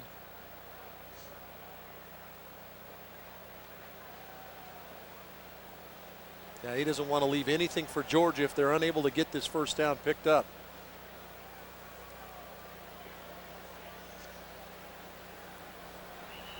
And there is the whistle. There is the timeout. Auburn, that is their 3rd and final timeout. This is a 30-second timeout. Well, as you look at Tommy Tuberville and Mark Richt, a couple of guys that consider themselves pretty good friends in this business, which is kind of rare these days, but those two were 2 of 5 coaches who participated in the college football coaches tour back in May. The 2 coaches visited several military bases for 7 days in the Middle East. The tour made stops in Germany, Qatar, Bahrain, and the USS Nassau in the Persian Gulf. Tuberville and Rick got to meet the commander-in-chief at the White House upon their return. And, you know, this past Tuesday was Veterans Day, and we certainly send out a big thank you to everybody involved in our armed forces for everything they do. And I know that Tommy Tuberville and Mark Richt both speak so highly of what they were able to see on that trip. Mark Richt and Tommy Tuberville both used that when they talked to their team about the discipline that they saw overseas. Yeah, they said they wished that both their teams could go see what these men and women do overseas, and really here in the United States too, with the discipline and what they possess. We'd like to see all their players have a chance to taste that too. See what kind of discipline that this field goal unit will have for Auburn from 42 yards out. The kick is on the way, and it is no good, and the struggles continue for Wes Byram. He is now 11 out of 19 on the season. Boy, and just 6 for 13 from beyond 30 yards, Dave. Between 30 and 49 yards, just 6 for 13. That's not the guy we saw kick last year. Won a couple of games late. Last-second field goals against Arkansas and Florida. Well, be sure to go to Yahoo Sports to see over 50 Raycom Sports SEC football and basketball games, and for only $4.95 a month, you can hear thousands of audio broadcasts. Be sure and follow your team all season long at Yahoo Sports. And the Dogs will run out the clock, and both teams head to the locker room, and the only difference in this game is a missed extra point, a block extra point by the Auburn Tigers. In the 112th meeting. Let's go downstairs and check in with Dave Baker. Tommy Tuberville, stand. We had to win with us one time, but, you know, we just, mistakes.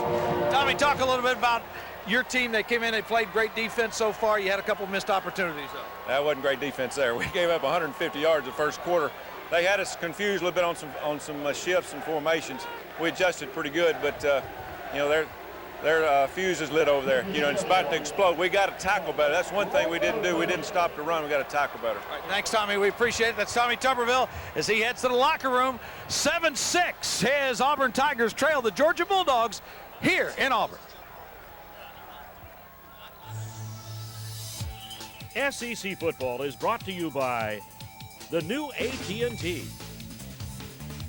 by McDonald's, by Sonic Drive-Ins, by your local Toyota dealers, by Carrabba's Italian Grill, and by the Robert Trent Jones Golf Trail. My grandpa started our sawmill in the 40s. Eugene Knight and Sons, and I'm one of the sons. I'm his son. I got sawdust running through my veins. In this business, you're not just an expert on wood. You're an expert on aches and pains. This is me simulating pain. We stopped painting the BC way. It's fast, so we can keep on working. Goes right in, powder, boom! That's pretty fast. This is the saw my dad used to use. Nowadays, we cut wood the BC way, fast. BC is a family tradition. Remember when Christmas was magical? When the mailman delivered to the North Pole? And we all had a front row, shoulder-top seat at the parade. Let's get back there. Santa's Wonderland at Bass Pro Shops has what we've all been missing. With the free arcades, remote control trucks, the model trains, even a free picture with Santa. And of course, great gifts for everyone. Time passes. Hold on to Christmas. Going to the game this weekend, Jim? Well, Jerry, for more on that, let's throw it over to the Hampton Hotel where my wife Tracy is checked in. Trace, what's the mood over there? In a word, Jim, electric. Comfy beds, complimentary hot breakfast, and friendly service. Trace, what's that noise I hear? Wow, I wish you listened this well at home, Jim. She's kidding. I'm not. It's college football, honey. Well, there you have it, folks. And Trace, I'll see you in a few hours. Back to you, Jerry. Thank you. All right. Hey man, what's up with the cord? Well, it's a nice day out. Thought I'd come over here with my cable internet. You know, if you had AT&T, you'd get high-speed internet service at thousands of hotspots for free. This ain't working out so bad. Plus, the neighborhood kids really enjoy it. Cinderella dressed in yellow. Not this time, Johnny! Stop! It's easy to beat cable with AT&T. Enjoy free access to the nation's largest Wi-Fi network when you sign up for high-speed internet from AT&T.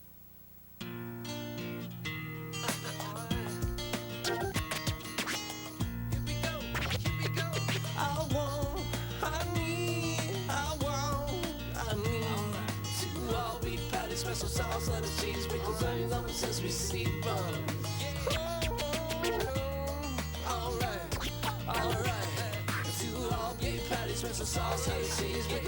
Big Mac, you so want one.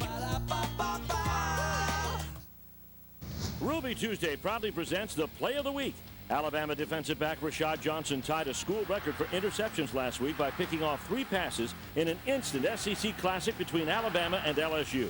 His third and biggest interception of the game came in overtime as LSU quarterback Jarrett Lee fired a deep pass to the back of the end zone. Johnson was right there as he went up and intercepted the ball to stop LSU and give his team a shot for the win. Alabama went on to win the game 27-21. And that was our Ruby Tuesday Play of the Week.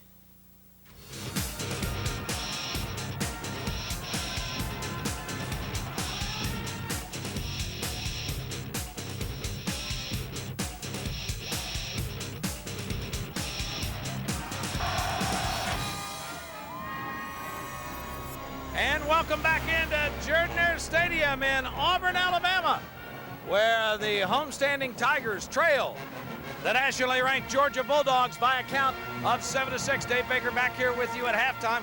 Tommy Tuberville may not have thought it was a great defensive half, but you know, these Georgia Bulldogs averaging over 400 yards in total offense. They lead the Southeastern Conference, but this rivalry, everything that you thought it would be in terms of the action that was taking place, the hitting, in terms of the intensity, everything absolutely there in this one as Auburn trails Georgia by a count of 7-6. All right, let's take a look at our Advanced Auto Parts SEC drive to the SEC championship standings. In the East, you've got the Florida Gators. They've already wrapped things up, and there you see Georgia. And then Alabama in the West, unbeaten, #1 in the country, taking on Mississippi State tonight.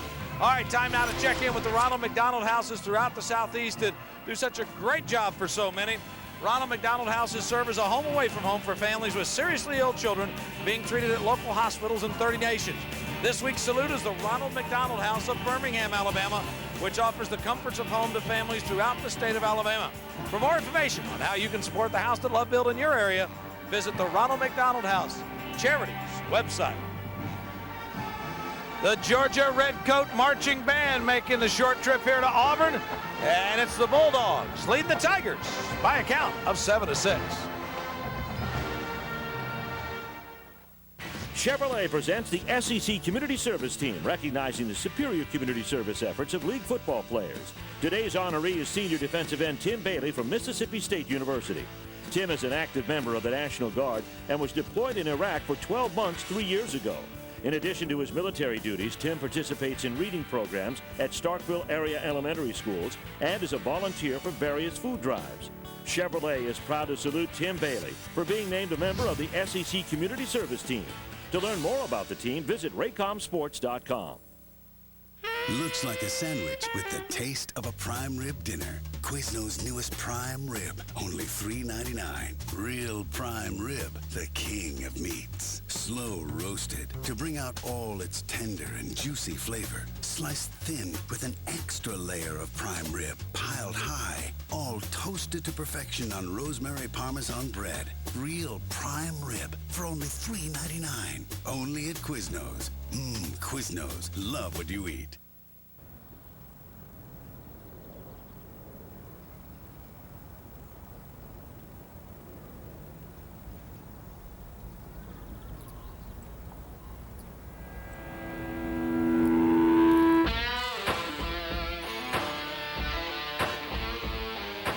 With 5 quarts of Castrol conventional motor oil and a Purelator Premium Plus oil filter, all for less than $20, there's no excuse not to change some oil.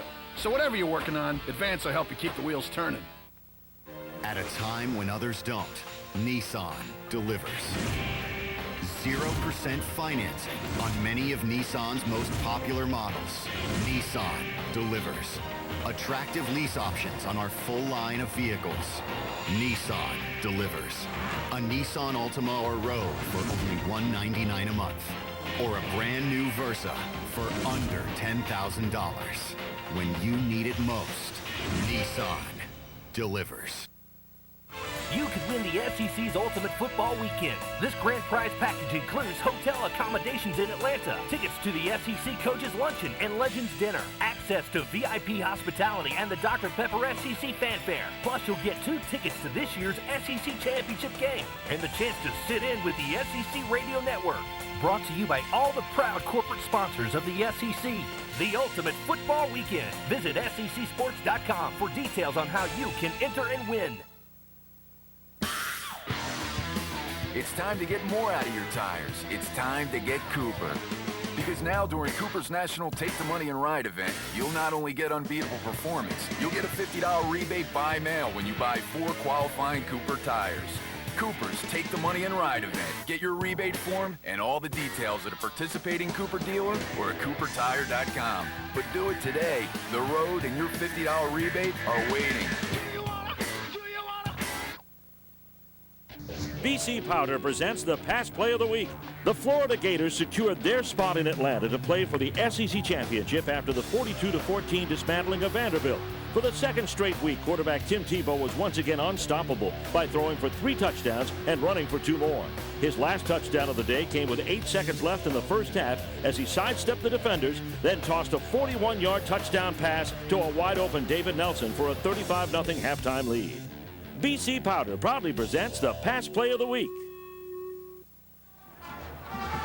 2 great teams, 2 great schools, 2 great bands on the field today as Georgia leads it by a count of 7-6 over Auburn. Time now to take a look at the Cooper Tire Big Stop of the Weekend with just under a minute left in the game, and Georgia holding a narrow 42-38 lead against Kentucky a week ago.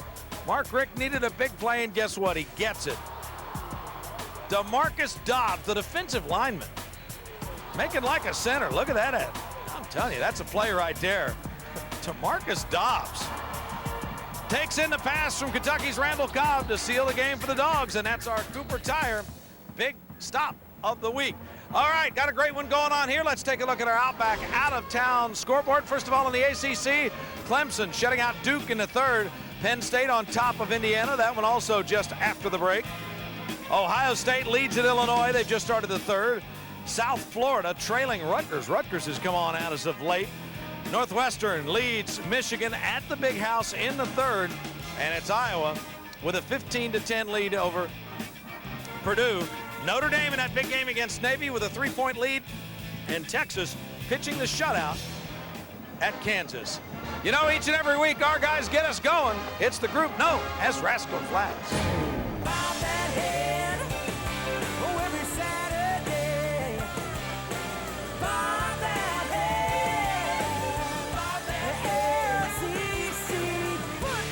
Back for more of this action after this word from your local Raycom station.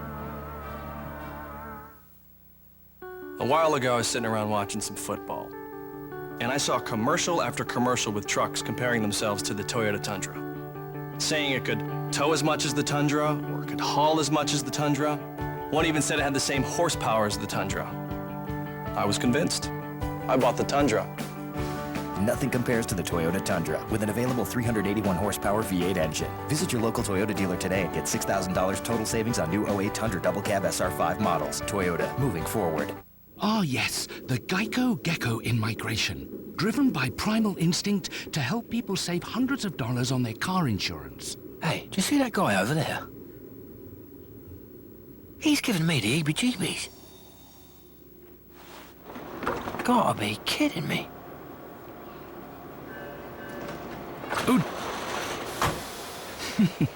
What a clever creature. Geico. 15 minutes could save you 15% or more on car insurance. See a world of online possibilities with reliable high-speed internet on AT&T's advanced digital network. It's the fastest internet for the price with free Wi-Fi. Get fast access DSL with a 2-year price guarantee and no-term contract for as low as $14.95 a month. Switch from cable now and get $125 cash back on faster speeds. Plus, order online and get a free wireless gateway after rebate. Choose AT&T Fast Access DSL at home and get free access to the nation's largest Wi-Fi network with thousands of hotspot locations, including Starbucks. Who else can do that?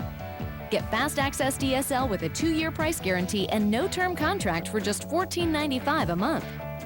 Switch now and get $125 cash back on faster speeds. Order online and also get a free wireless gateway after rebate.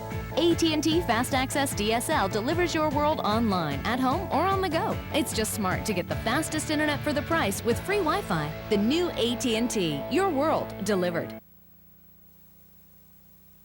I'm Johnny Carrabba. And I'm Damian Mandola. And Carrabba's Italian Grill presents our favorite SEC moment.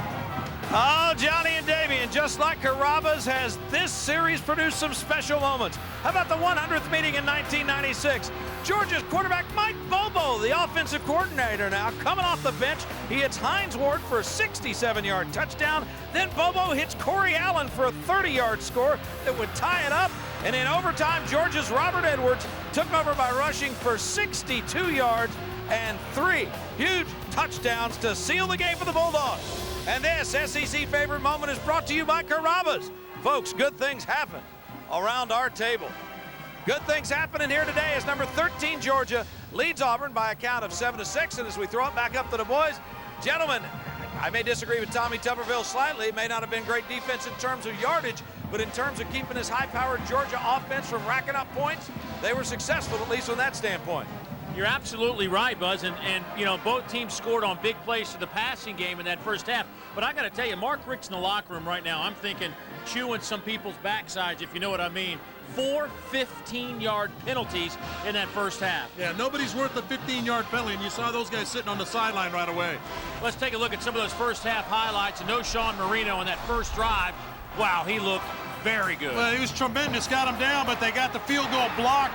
Auburn rises up defensively, gets the stop, and then they get their offensive play. Cody Burns finds Mario Fannin on the wheel route, and then Fannin's great speed and a block from those wide receiver. Rod Smith gets him in the end zone. No Sean Marino would go on to have a big first half on the ground, but his biggest play actually came through the air. Little screen pass, 35 yards. Nice job of the O-line getting out in front. 128 yards of offense for no Sean Marino in the first half. The difference in this game, a missed extra point by the Auburn Tigers as we look at our Infinity first half stats. Well, the two teams are 3 for 12 on third down. That's why it's been a little bit of helter-skelter on offense. Matthew Stafford, 6 out of 11 for 110 yards. Well, in the SEC, every yard can and will make a difference this season. That's doubly true. All season long, Regions Bank has been celebrating Life Green checking and savings with SEC yards for trees. Regions will plant a tree for each yard gained by both teams in the SEC Game of the Week. Now, through the first 11 games of the season, Regions has committed to plant 8,115 trees in the Southeast. You can always learn more at regions.com/green. Our winner this year, last week, Georgia, Kentucky, 851 yards. We have got 30 more minutes of football in the Deep South's oldest rivalry, Georgia leading by 1. Bass Pro Shops presents the Catch of the Week. Georgia barely edged out Kentucky 42-38 last week as the Bulldogs got a late touchdown in the fourth quarter to win the game. With a little under 2 minutes to go, quarterback Matthew Stafford was flushed out of the pocket and fired an 11-yard pass to the back of the end zone. Freshman wide receiver A.J. Green jumped over 3 Kentucky defenders to make an amazing catch to give the Bulldogs a 4-point win. And that was our Bass Pro Shops Catch of the Week. Ruby Tuesday's handcrafted minis are bold on flavor and big on taste. Beef, turkey, and crab cake minis. Our new mini trio, 25 great burgers with endless fries starting at $5.99. The new Ruby Tuesday, so good it's guaranteed. All right, sports fans, it's time to find Geico's #1 fan. Tonight's winner will receive Geico t-shirts, hats, and an upgrade to courtside seats, and could star in a real Geico commercial. Let's see who it's gonna be. It looks like we have a winner. Yes, we do, folks. How about that? Congratulations. And remember, saving money at Geico.com, so easy a caveman can do it. Ruby Tuesday's handcrafted minis are bold on flavor and big on taste. Beef, turkey, and crab cake minis. Our new mini trio, 25 great burgers with endless fries starting at $5.99. The new Ruby Tuesday, so good it's guaranteed.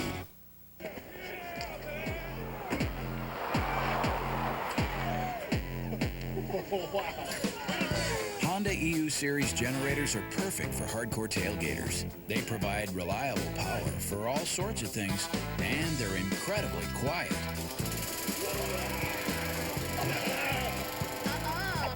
I got this one. Which neighbors really appreciate.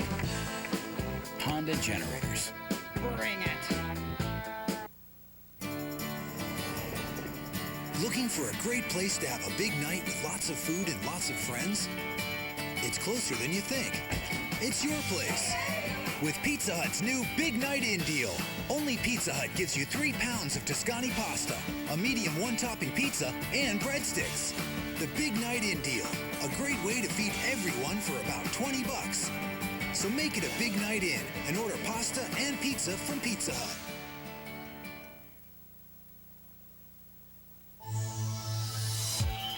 SEC football is being brought to you by Advance Auto Parts, by BC Headache Powder, by Ruby Tuesday, By Academy Sports and Outdoors. By Geico. By Pizza Hut. And by GMC. Long-time and legendary Toomer's Drugs down at Toomer's Corner, just off the campus here in Auburn, Alabama. HD, we're available, brought to you by Raycom Sports. Let's go downstairs, check in with Dave Baker. Mark, you got that touchdown to Noshawn and managed to take the lead into the half, but I know you feel like you left some out here. You had the field goal and the 15-yard penalty. Sure, we had our chances. We didn't take advantage of it. Auburn's playing a good game. We're playing hard. We're just not playing smart enough right now. 7-6. It's basically 0-0 right now. We just got to win the second half. Very good. Thanks, Mark. Best of luck in the second half. That's Mark Richt, Dave. Well, he seemed like he might have been a little on edge. Might have been an interesting halftime speech. I think you hit the nail on the head that there were a few things addressed at halftime, and a lot of it didn't have anything to do with football. It had to do with taking care of business and doing it the right way. And the 4 15-yard penalties really hurt Georgia in the first half. I mean, let's a blocked field goal, a fumbled punt, a roughing the punter penalty, which ended up not being called because of the fumbled punt, and then the 4 big penalties. But, you know, as far as Auburn is concerned, they've decided to go with Mario Fannin at tailback, something that we were told before the game would see him a lot today, and he's been pretty impressive. Well, Fannin had only caught 2 passes coming into today's game, but this was the big play for Auburn. The wheel route, he gets it, gets a block, gets in the end zone, but Mario's totaled 77 yards on 10 touches, so he's been the key guy on offense along with Cody Burns, and he's run hard today. He's done an outstanding job of providing a little bit of a spark other than Cody Burns. And Fannin is back to return this kick. He will field it at the 10. We'll see how Fannin does in this area. He is hit at the 28-yard line by Richard Samuel, the true freshman, the tailback, the number 2 tailback, and then a flag comes in late, right about the 30-yard line. Well, that's the way you cut your teeth as a young player. Richard Samuel's going to be a good running back for Georgia, but you got to play on special teams. Did a nice job. For Georgia's sake, I hope this isn't against one of their players. Dead ball, personal foul, number 15. Dead ball, personal foul, number 81. Those penalties offset. First down. Well, let's see what happened. Well, Benjamin Boyd, number 15, he took a shot and then he reacted to it. It's always the second guy in that situation. It looked like Terrell Zachary got away with a shot on Boyd, and then Boyd reacted to it and took the shot back. It's always the second guy in that's going to get the flag. First down and 10. Auburn will line up in the I. Here's Ben Tate, first carry of the second half. Pick up about 4. Prince Miller trips him up. Take a look at Auburn's first half possessions, and you see the touchdown came on that one play, 52 yards. Other than that, not a whole lot happening for Tommy Tuberville's group. I'm sorry, David. They wanted to limit Georgia's offense, and you see 2 3-and-outs and one where they had the one play. But so they've done a nice job of possessing it for the most part this half, or in the first half.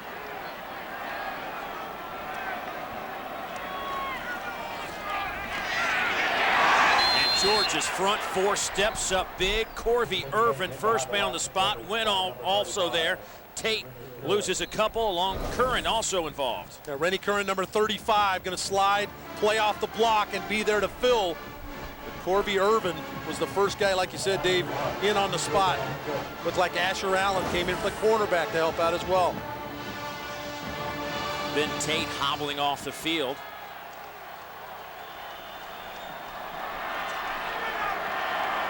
Here's Trot in motion. Third down for the Tigers. That ball batted up in the air. It falls incomplete. It was batted down by Geno Atkins. That defensive tackle got his arms up in the air, and boy, they just backed up that Auburn front offensive line. Yeah, how about that bull rush from Geno Atkins? Bull rushes in, gets on the right arm of Cody Burns, and really a tempo-setting drive right there defensively for the Georgia Bulldogs that come out and create a 3-and-out to get their offense on the field. So Clinton Durst will punt with the wind at his back. Fair catch called for by the true freshman, Logan Gray.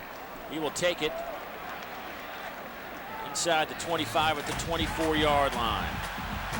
Be sure to join us 12:30 next Saturday. That's Eastern Time, 11:30 Central. The Vols' Philip Fulmer in its final season as head coach as he looks to win in Nashville, while the Commodores need one win to become bowl eligible. Plan on joining us next Saturday at 12:30 Eastern, 11:30 Central Time. Log on to SECRoadTripPlanner.com and you can find the quickest routes and all the info you need traveling around the Southeastern Conference, always provided by Regions Bank. Brandon Sutherland in motion. Play fake, Marino. Stafford all day to throw. Hits his tight end, Bruce Figgins. Young man with a torn labrum decided to push surgery back until the end of the season. Boy, taking one for his team. Only his second reception on the year. Georgia tight ends have only caught, that's just the 8th catch of the year for the Georgia tight ends. As you look at those Georgia possessions, boy, they just moved the football at ease on that opening drive, and then Auburn kind of settled in against this Georgia club. Auburn's defense, 26th in the country in yards allowed at 305. They gave up 8 right there, maybe 9 to Massaquoi. Run out of bounds by Nico Thorpe, who was hurt midway through this season. Tigers glad to have him back. As a matter of fact, there was a time when Auburn didn't even have enough defensive backs to run a nickel or dime package. They were down to just 4 guys, 3 guys that could actually get on the field for them. So having Thorpe back was a big addition for Tommy Tuberville's group. Second down and very short.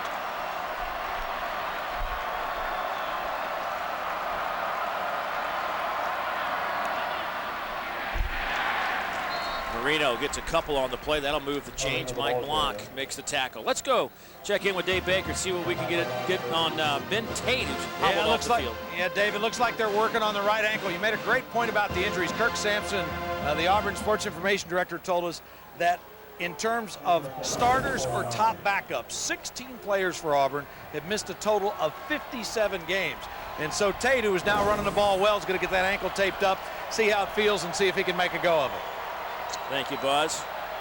Single setback is Marino. They'll work the left side. No Sean. Gets a couple before he is driven to the turf. And Dave, this is one of the adjustments that Georgia, or that Auburn has made against Georgia's 3 wide receiver set. Early in the game, Auburn was staying regular, which meant 3 linebackers and 4 secondary players. Now they're countering by playing man coverage in the secondary, staying the same personnel, but now they don't have to walk a linebacker out to cover the slot. They're keeping that linebacker inside and playing a 7-man front against the Georgia running game. Second down and 9. Stafford coming off a career-high 376 yards through the air. This time hits Massaquoi. Nico Thorpe brings him down. But Stafford today, through the air, 9 out of 14. Give him 140 yards through the air, but Massaquoi's been huge the last couple of games. We had a chance to see that game last week, and he had a couple fumbles in the game, but he also came up big for him, his career high. Third down and 2.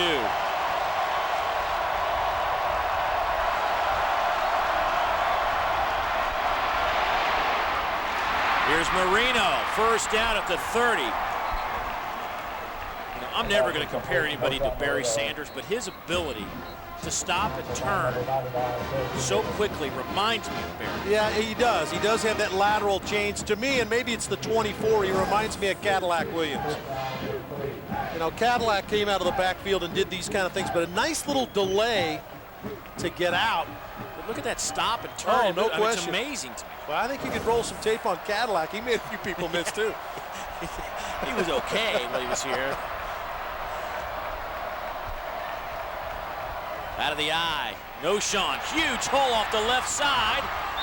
And hanging on for dear life was Zach Etheridge, who brings him down right near the first down marker. Boy, nice job of getting him on the ground. We talked about this Auburn defense needing to get 24 on the ground. Do a good job. Here comes the stiff arm. This is something he does a great job, but Etheridge does a good job of getting around the legs and getting him on the ground. Not before he picked up 9 yards. Look at Noshawn Marino. 13 career 100-yard games in his nearly 2 years in Athens.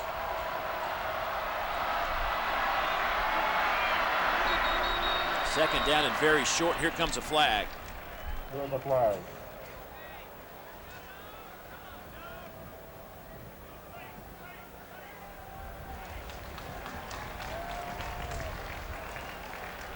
Dead ball. False start. Number 60. Offense. 5-yard penalty. Second down.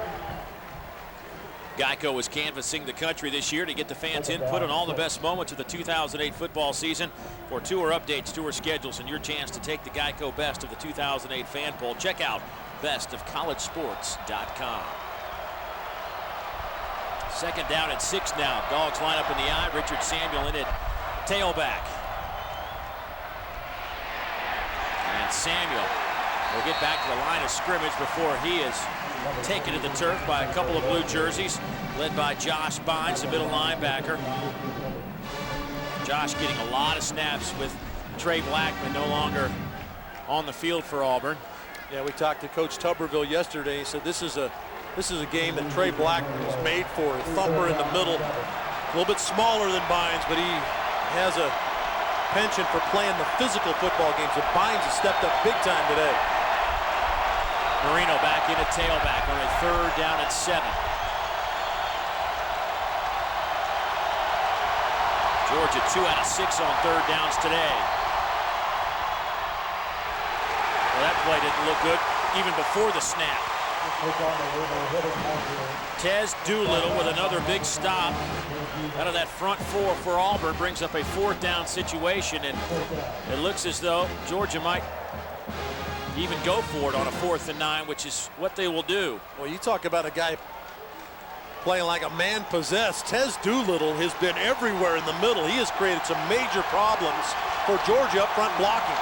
One pass broken up, a blocked field goal, a tackle for a loss, and 3 total tackles today.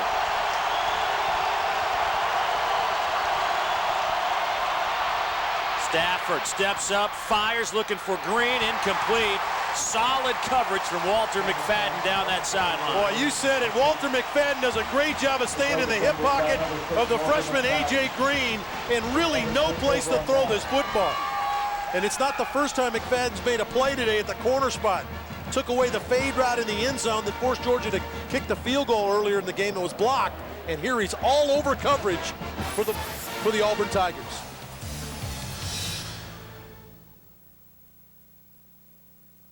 You have to make sure you get all the piece that you're about to eat, and you have to make sure you cover enough sauce, because the sauce is key, you know, to really bring out the flavors in the chicken. And not enough sauce, then you just wasted a bite.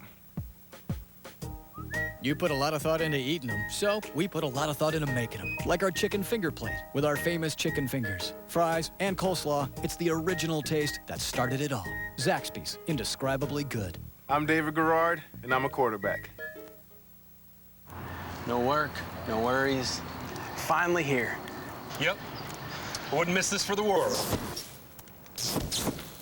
It's what you've been waiting for. Quad Fair is here. Your chance to score the lowest financing and best deals of the year on Suzuki's full line of King Quad and Sport ATVs. Plus, enter the Quad Fair sweepstakes to win big. Make tracks to your Suzuki dealer today. Sure is pretty out here.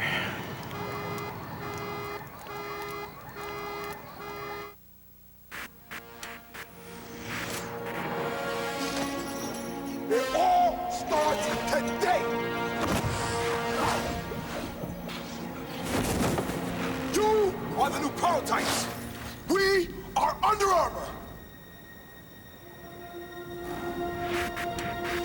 The future is ours! Academy Sports and Outdoors, your Under Armour football headquarters. Hey, Ray. How's it going? great till you pulled me over. You're not wearing your safety belt. You forgot to use your turn signal. Oh, look, I'm sorry about that. I'll give you a warning on the turn signal. Just watch it next time. Oh, I will. Hey, you still going to the game on Friday? You betcha. What are you writing? A ticket. For what? For not wearing your safety belt. You're kidding. Afraid not. See you Friday. We're stepping up safety belt enforcement. If you don't buckle up, you will get a ticket. No exceptions. Click it or ticket. Today's game is brought to you by Alltel, the official wireless partner of fans. Looking at Sanford Hall, one of the most picturesque buildings in the Southeastern Conference. 87,000 fans on hand for the 112th edition of this rivalry. Auburn with the football, first down and 10. Trying to set up a screen. Nobody's there. Fannin it's almost like Fannin got pushed back, and here comes a flag. Cody Burns is looking and pointing at Fannin, but Fannin was hanging out back where Burns was. Yeah, it looked like Fannin picked up Asher Allen, who was coming on a corner blitz. And there was never any indication that the line was trying to get out to run a screen. Intentional grounding, number 18, offense. Ball will be placed in the spot of the foul. First down. Cody Burns can point. Second down. Can point wherever he wants to point, but the bottom line was there was nobody there to throw the football to. And number 27 is Fan, and he's going to pick up Asher Allen coming on the blitz, and he has no intention of going out in a pass route. And Cody just throws it out there to get it out of there and tried to get away with it, but not this time. Boy, and that's a spot foul too, Dave, which is a major mistake by Cody Burns. And second down now. You lose the down and you lose the yardage. A double whammy, 2nd and 26. Here's Burns on a keeper, and he is met in the hole by who else but Rennie Curran. Like a missile coming in that hole. Boy, what a tremendous play by Curran. 6 tackles now on the day. Curran's going to come from the backside because Zimba gets a great block on Ellerby. But Curran is shot out of a cannon. You'll watch for number 35. Here he comes right there. Wow. And there was a crease in there had Curran not been there because they were able to get Ellerby, the other linebacker, on the ground. You know, 3 of his 6 tackles have been behind the line. Here's Burns trying to set the screen up. Fannin makes the catch off his shoelaces and then is fumbled football. They'll say forward progress. Back at the 10-yard line. Mark Richt wants a fumble. What a tremendous job, Dave, by Prince Miller, who is the nickelback. He slides inside in the 5 defensive back set. You see Mark is still upset. In fact, this isn't a fumble. Watch 23. He's the nickelback. Going to read it in the zone. Phil right now. He's right on Fannin. And now, whoa, that was a quick whistle now. But Mark Richt's running down there, and he's actually trying to get to Prince Miller, who took his helmet off on the field, which is a penalty. Clinton Durst with a booming pick. Punt taken by Logan Gray. The true freshman with a nice return out near midfield at the 49 of Auburn. A 52-yard punt.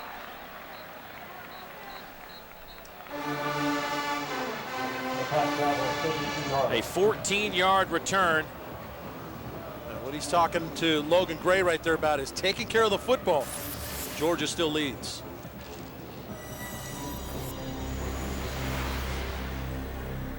Looks like a sandwich with the taste of a prime rib dinner. Quizno's newest prime rib, only $3.99. Real prime rib, the king of meats. Slow roasted to bring out all its tender and juicy flavor. Sliced thin with an extra layer of prime rib piled high. All toasted to perfection on rosemary Parmesan bread. Real prime rib for only $3.99. Only at Quizno's.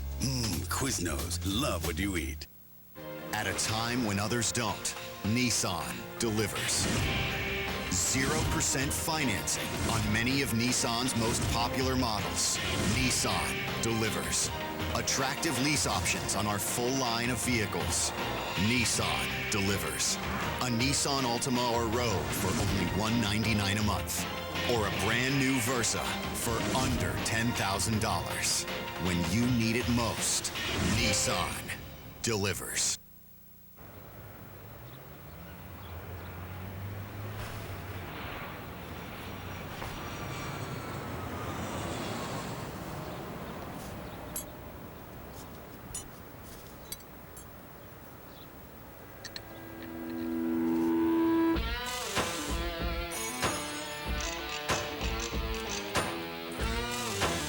Whatever you're working on, Advance will help you keep the wheels turning. Wow, Chad, this new touch-sensitive rhythm is sweet. Yeah, people love it. It's great for music, and with auto navigation, Huh? No way you're delivering those cool new phones, Kringle! I'll take one, though. Me too! I got it! Oh, yes!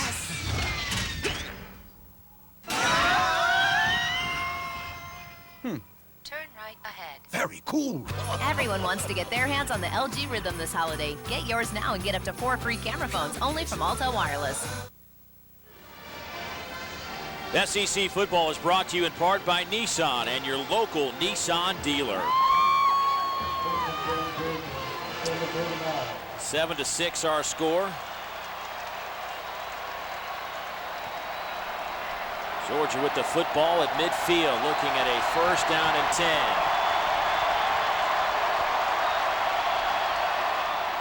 No Sean Murray. Actually, Stafford keeps it. Got a lead block from Marino. Stafford will pick up about 4.5. Craig Stevens brings him down. Now they got the look they wanted. It was a similar look they saw in the first half where where Auburn is walking one of their linebackers out of that front 7 formation, out over the slot, which creates a 6-man front, and you can run against that, get a hat on a hat. And a good job by Marino to get a block for his quarterback.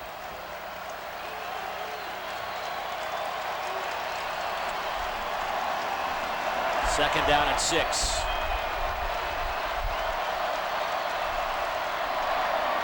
This is Marino working the left side near the 40. That should bring up about a 3rd down and 1. Mike Blanc, one of those nose tackles, gets it on the stop. Well, SEC fans, come see the new Ruby Tuesday and taste the delicious handcrafted burger starting at $5.99 all day, every day.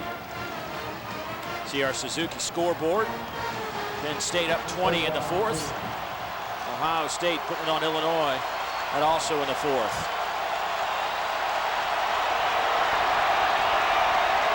Georgia just 2 out of 7 on 3rd downs this afternoon. Sutherland in motion. Chappis the fullback. He gets the handoff, and he will be close. See where that spot is. That may be Boy, it looked a little short, bit, yeah, a little bit short of that 1st down marker. Yeah, he needed to almost get to the 39 of Auburn, and it's marked just over or just inside the 40, so they're short.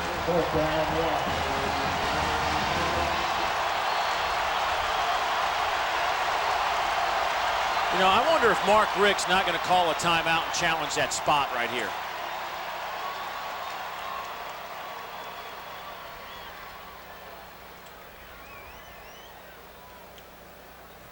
Play is under further review.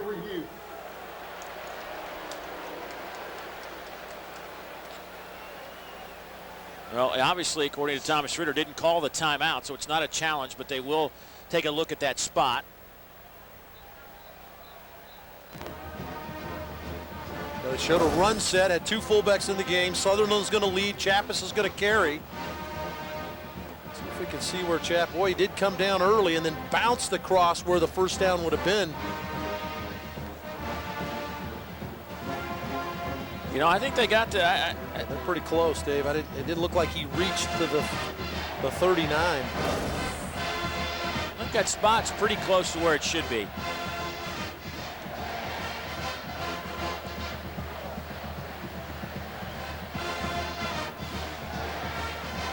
I don't think that changes the mind of Georgia, though. It looked like they had already committed to go inside a yard here on 4th down. Tommy Tuberville's group last week with their win snapped a 4-game slide. This has been a team that has faced some turmoil that nobody expected. After review, The ruling on the field stands. 4th down.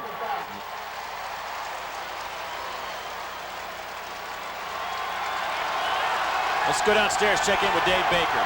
Dave, somebody must have had a pretty good eye over there because that's a risky proposition to put a timeout at risk like that.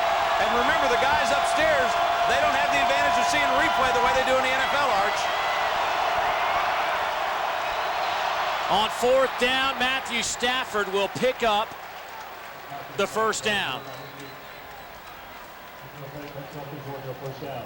Stafford at 6'3", 230 pounds. Sometimes you get caught up in his ability to throw the ball, but this is a big guy that's got some moves. And good execution by Georgia. No false start there. They rushed to the line of scrimmage. They were obviously using a first sound snap count. So the first thing that comes out of Stafford's mouth, they're going to move forward. They did a good job of staying disciplined up front and picking up the 1st down.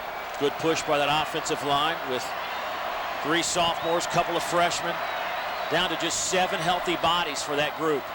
They'll play fake to Marino. Pressure comes. Stafford fires over the middle. Caught by Massaquoi down at the 15. They'll spot it closer to the 13. 1st down, Georgia, a 15-yard gain.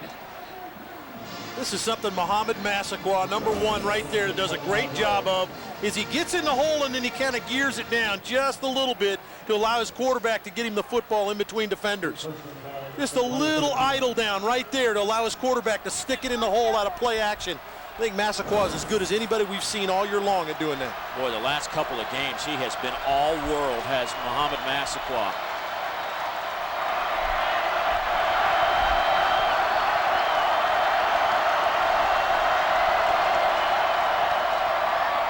Marino shaking and baking and cooking up a nice little 4-yard run that could have been a loss of 2. Greg Stevens finally brings him down along with Josh Bynes. Take a look at the Honda Red Zone, powered by Honda Generators for the ultimate tailgating experience. You see this season for the Auburn defense, they have only allowed 4 rushing touchdowns all season long. Yeah, teams just averaging just over 16 points a game against this defense. They have been very stingy in this end of the field. That's 13th in the country, those 16 points allowed per game. A.J. Green in motion. Chappis the fullback, Marino the tailback. Play fake to Marino. Throw to Chappis incomplete.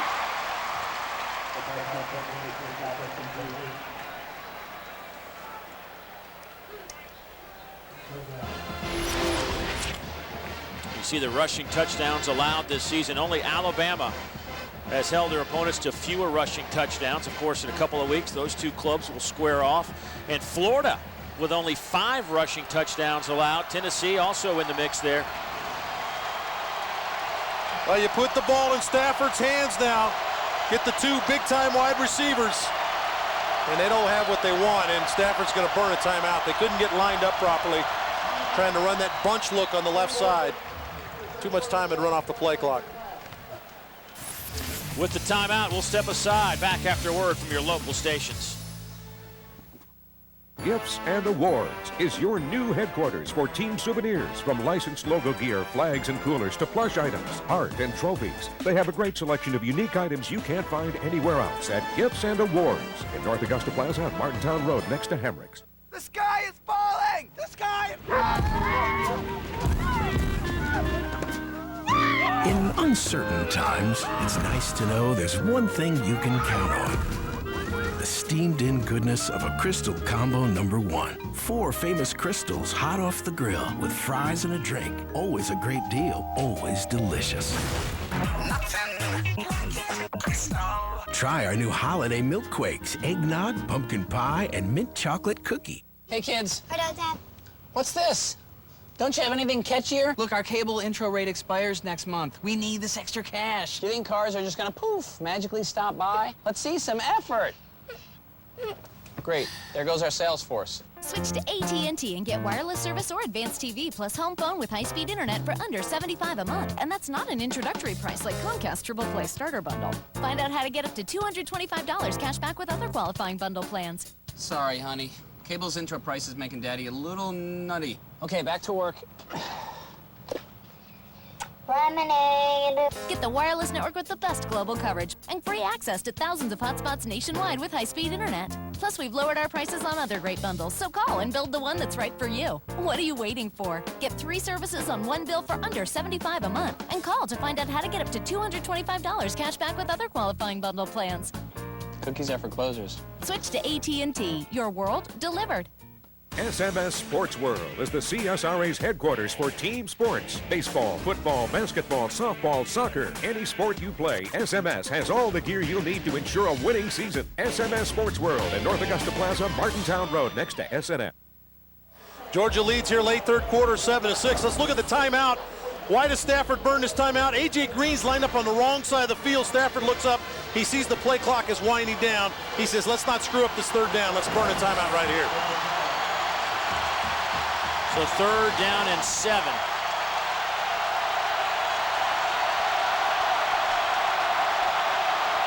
Showing blitz. Auburn showing blitz. Stafford checking off the line. Man-to-man on the outside. Lobbing it up to the end zone. Incomplete. Off the fingertips of Chris Durham. He and A.J. Green were in the same spot in the end zone. A good job by Gerard Powers, too.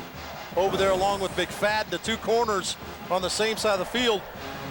Powers working against Chris Durham. He's able to bat it away. A.J. Green did not get the check there, Dave. That's why he was out in the same area. 27-yard field goal is up, and it is good. So Blair Walsh connects, and Georgia has stretched their lead to 4. 1:48 to go in the 3rd quarter.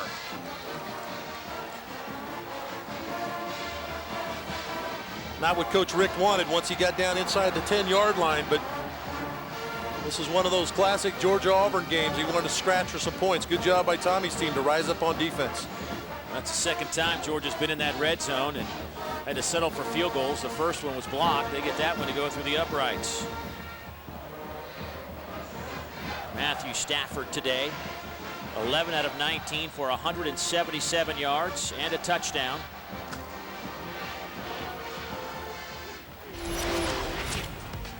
Well, no surprise who our Nissan Heisman in the SEC honoree is today. Bo Jackson rushed for 1,786 yards as a senior in 1985. He averaged 162 yards a game and scored 17 touchdowns that year.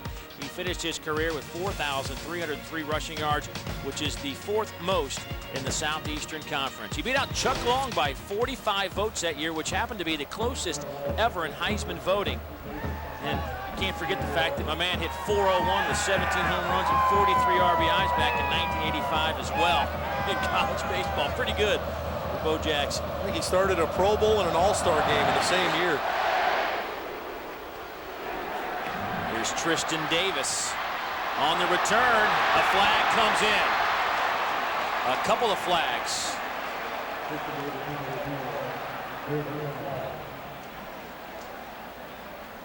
And that'll back Auburn up, a team that has 39 yards rushing today, 79 yards passing, for a total of 118 yards of offense this afternoon. During the return, illegal block in the back, number 81 of the receiving team, 10-yard penalty, first half. Well, all season long, Champion Apparel will be showcasing the tradition and history of the SEC. And today, we show you the Tiger Walk. It's a tradition that dates back to the early 60s when players walked from Sewell Hall to the stadium with head coach Shug Jordan. Nowadays, thousands line Donahue Drive as Tiger players and coaches make their way to the stadium, ending at the Tiger Walk Plaza, which was built back in 2001. That's our champion, how you play. There goes Ben Tate back on the field after having that ankle retaped.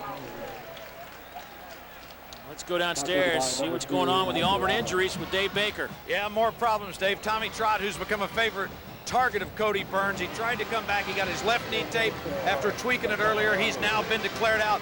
1 point of clarification. When we thought that Mark Richt was calling timeout to challenge that last ruling, he was buying some time, and during that time, they chose to review it from up in the booth, so that's why Georgia wasn't charged with a timeout after the play stood on the field.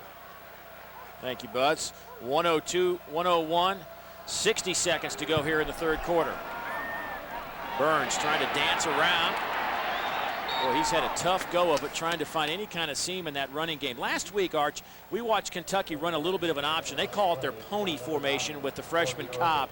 Haven't seen much of that. It's been more just straight ahead Cody Burns trying to get a lead block. Yeah, Cody's not an option quarterback. He's more of a lead guy. They want to run lead play, sweep with him. They don't feel as comfortable running the option. Cobb was an option, ran the option in high school. He did a nice job of that last week for Kentucky. But we have not seen the option element. And they thought that they would use some of that. They thought Georgia would have a problem defending that. Auburn 2 out of 9 on third downs. They've misfired on their last 5 third downs. They're looking at 3rd and 4. Burns hit as he throws. Passes caught at the 18. They'll mark it right about the 20. Robert Dunn with the catch.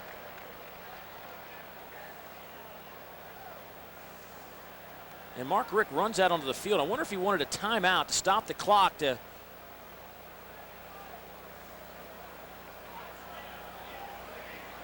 Boy, Mark Richt has been a factor. He should put some pads on today. He's been on the field. He's been more on the green than he's been on that white stripe. Georgia, that is their first charge timeout of this half. This will be a 30-second timeout. Well, it's like you say, Dave, it's hard to tell which way the wind's blowing. They certainly feel like the wind is affecting, maybe would affect the kick here, and that's why he burned the timeout.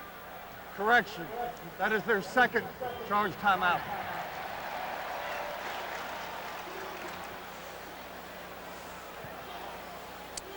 Well, as we have a couple of weeks left here in the regular season, there's some SEC teams still battling their way to try to get to a bowl game. One of those clubs is right here at Jordan-Hare Stadium. This Auburn team needs another win. But there are already 6 clubs that have locked up some postseason play, or you anticipate being locked up. Kentucky 6-4, LSU 6-3. A couple of teams right there, but you know, Vanderbilt, they've lost 4 in a row.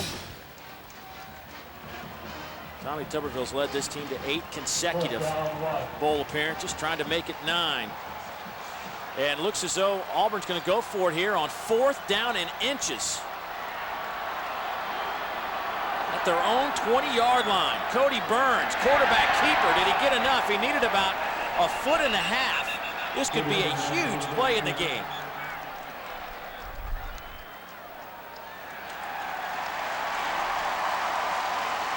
And that will be a first down.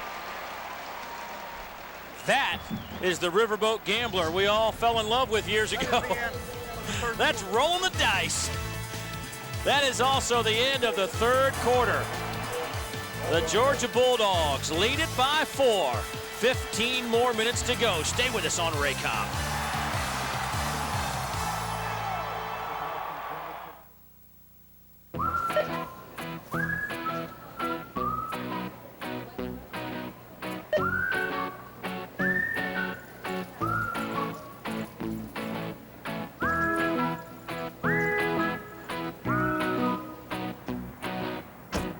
Bring your favorite team home with Glidden Team Colors Paint. The true colors of true fans. Team Colors Paint, exclusively from Glidden and only at the Home Depot.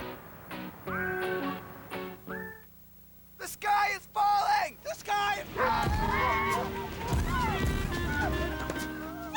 In uncertain times, it's nice to know there's one thing you can count on. The steamed-in goodness of a Crystal Combo #1. 4 famous crystals hot off the grill with fries and a drink. Always a great deal, always delicious.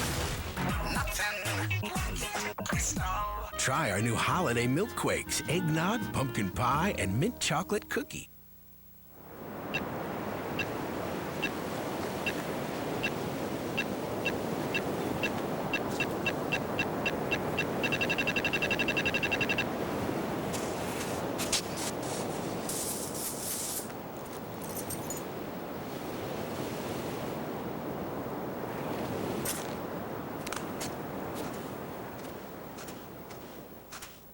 Geico. 15 minutes could save you 15% or more on car insurance.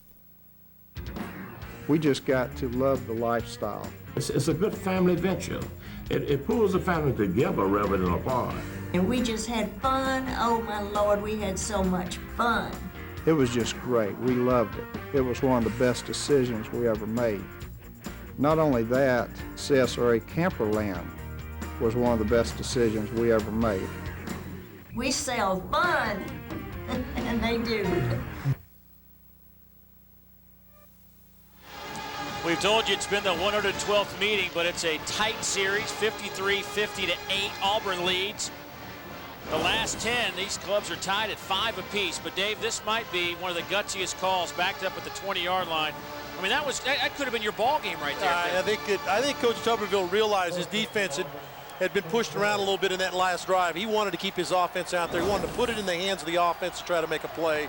And boy, they rewarded him. It was Auburn's only first down of the third quarter. Ben Tate, nowhere to go. Geno Atkins. Take a look at our Raycom stats through 3 quarters, and just not much offense for Auburn. 128 yards. Time of possession, based on those numbers, is a little bit surprising. Well, and it really tells you how well Auburn's defense has played. They've done a great job of bending and not breaking. Let's go down to Dave Baker. Arch, we talk about injuries, and coaches don't like to do it because they say it's making excuses. But Auburn has been so banged up. Number 83, Gabe McKenzie, he played defensive end last week. And because they got healthier on that side, he was moved back to tight end. Now he's in there with Tommy Trott being out of the lineup. Burns will step up and fire. Pass is caught by Montez Billings. Out to the 25-yard line. Remarcus Brown will get credit for the tackle. Good job of Billings coming across the formation. Going to run the crossing route underneath. Burns is going to look up the field, check things out, and they're going to drop it off to Billings underneath. Montez Billings, 17 receptions on the year. Now 18. First and 10 line brought to you by ICB Construction Management, located in Choctaw, Mississippi. 4-man front by Georgia. They hop, and the flag comes in. This could be a free play for Burns and company. He will dump it off to his receiver, Rod Smith. The senior out of Snellville, Georgia, a former walk-on, will pick up the first down. It looked like Corvey Irvin might have jumped, got into that neutral zone. Offside. Number 99, defense. Penalties refused. First down. Irvin and Wynn both getting in that neutral zone. Well, and a good job of Cody Burns maybe switching up the snap count a little bit. We've seen Geno Atkins get some good starts off and split the offensive lineman. That time he maybe went with a hard count and drew off the defensive front. Rodriguez Smith now with 35 consecutive games in the regular season with a catch. He just showed up, said he loved Auburn and wanted to play for the Tigers. Well, he's had a pretty good career. Burns fires. Wide open is McKenzie. First down into Georgia territory at the 44-yard line. Well, Dave Baker just talked about McKenzie played some defensive line early in the year, actually intercepted a pass and ran it back for a touchdown. He played tight end before. This is his 27th career catch, so he's no stranger to run some routes and catching some passes. Junior out of Mobile, Alabama.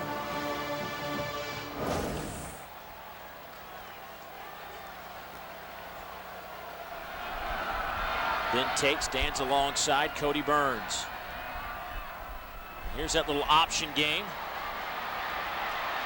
Tate still running. Got a couple of white jerseys in front, gets through them and gets to the 35. Nifty running by Ben Tate. Made something out of nothing. Remember, Ben Tate limped off the field after getting his ankle bent over, had it retaped. And this is the second time Tate started left. Here's the option. We talked about it. This is something they thought they'd do a little bit more of than they have so far today. But Tate has nothing going left side.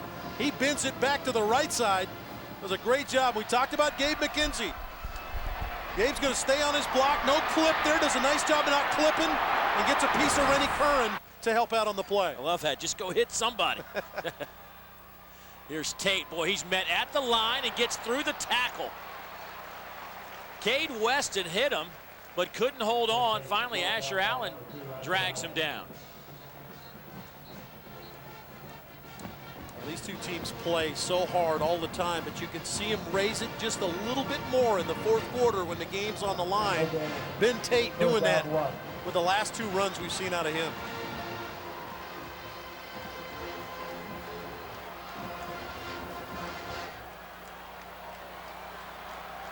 Third down and about a half a yard. No true fullback for Auburn. Tristan Davis, who's a tailback, has come in at fullback here. Fannin slips through a couple of white jerseys, has some running room to the 10, still on his feet. What a run! Touchdown, Auburn! Wow!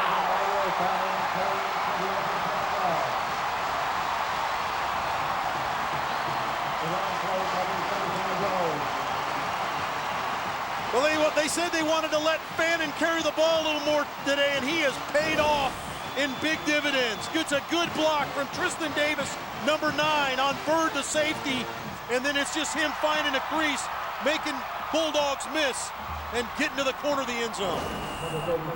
35 yards for Mario Fannin.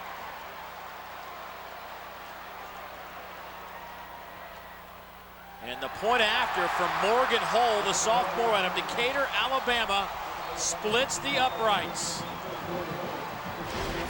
And Auburn takes a 3-point lead here at home. Mario Fannin with 2 big touchdowns today for the Tigers.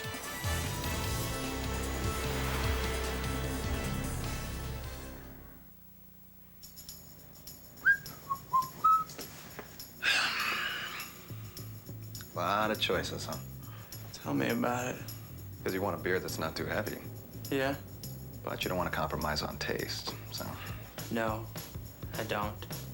Just want that perfect balance. Budweiser. Oh, thanks, man. You know, they ought to pay you. Just here to help. So fine that I really want to make you mine. Ruby Tuesday's handcrafted minis are bold on flavor and big on taste. Beef, turkey, and crab cake minis. Our new mini trio, 25 great burgers with endless fries starting at $5.99. The new Ruby Tuesday, so good, it's guaranteed.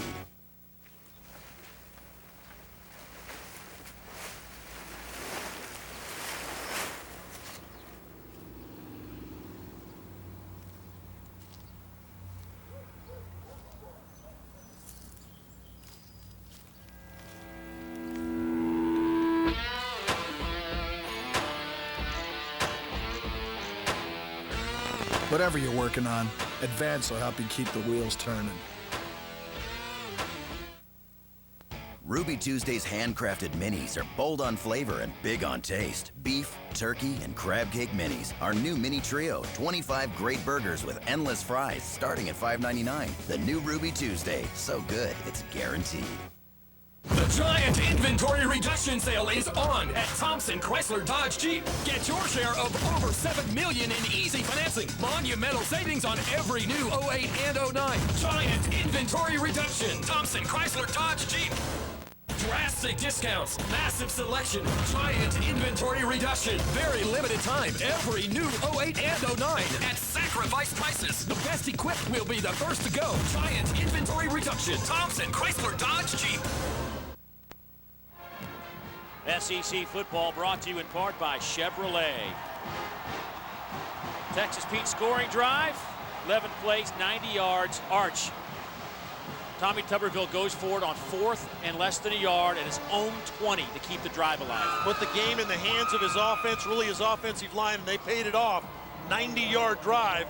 Going into that drive, 118 yards of offense, and they get 90 on one drive. Somebody said something to somebody down there. That wasn't the offense we saw for 3 quarters. And the wind playing a factor on getting that ball teed up. By the way, how about Tommy Tuberville going to Morgan Hull for the point after, a big point after. Wes Byron had a missed field goal. And Hull will kick it off here.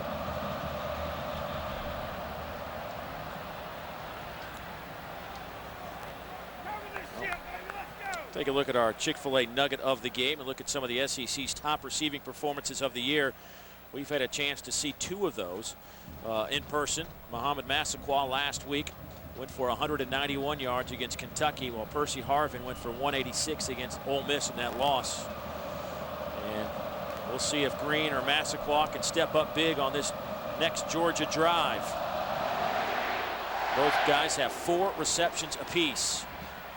And Georgia will get excellent field position to start this drive out at the 40-yard line. Well, Tommy Tuberville has been over, hands on knees, looking at the ground, standing on the sidelines. That was not what he was looking for.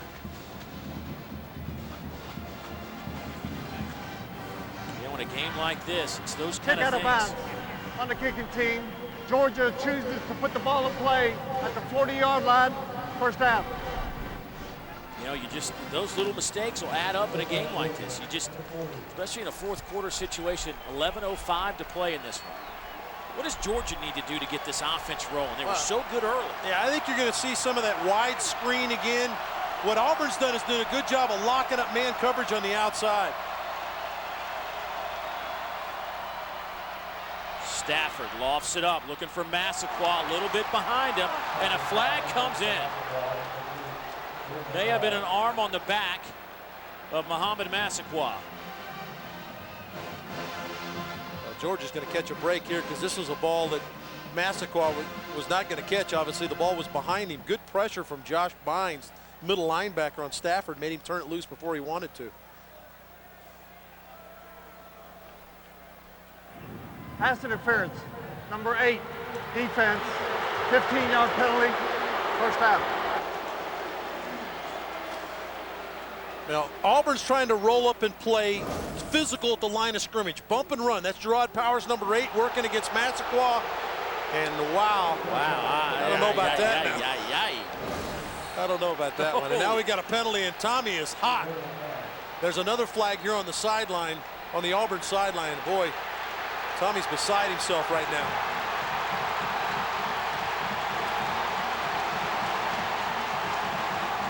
You know, Georgia fans, the Georgia team will take all the yards they can get, no matter how they get them. But I got to, you know, that was, I don't know what. Well, there's a ton of frustrations that are built up on the Auburn sideline. This is an Auburn team that was picked to win the West, was a team that highly regarded. Delay game, sideline warning, off the bench, 5-yard penalty, first down. And so these frustrations have begun to boil, and Coach Tuberville is as good as it gets. He's been tremendous in the SEC, winning football games, and he did not like that call. He said this game's too big to make a call like that, is what he's saying. Georgia will set up at the Auburn 40. And here come the Auburn faithful making some noise. Quick hitter to Massaquoi. Down to the 31-yard line. Well, they've given that soft corner throw to Stafford most of the game. That's just that little turnout or hitch route to the short side of the field, playing with a corner off. And that's a pretty easy pitch and catch for Stafford and his receivers. Part of that is because they've got to guard deep and allow a safety to come down and help against the run. Now they're locked up man coverage, showing a blitz look at the line of scrimmage.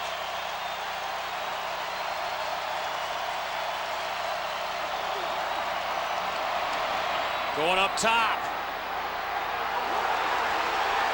Looking for A.J. Green, and A.J. had his hands all over the defensive back, Walter McFadden. No flag. Paul Rhodes, defensive coordinator for Auburn, said they were excited about these two corners back healthy. Good job of being physical at the line of scrimmage by McFadden, and it sure looked like maybe A.J. Green climbed over McFadden to knock this ball down, trying to keep it from being picked off. He has done an outstanding job on the young receiver. That's Paul Rhodes, defensive coordinator, and he's a guy I'd like to suit up too. Well, these coaching staffs want to put some pads on today, don't they? Handoff, Marino sees a hole, takes it to the 25. That'll bring up a third down and about 4. Well, he is so good at finding the little crease.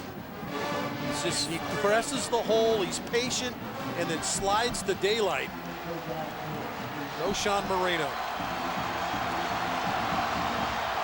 See our Suzuki scoreboard.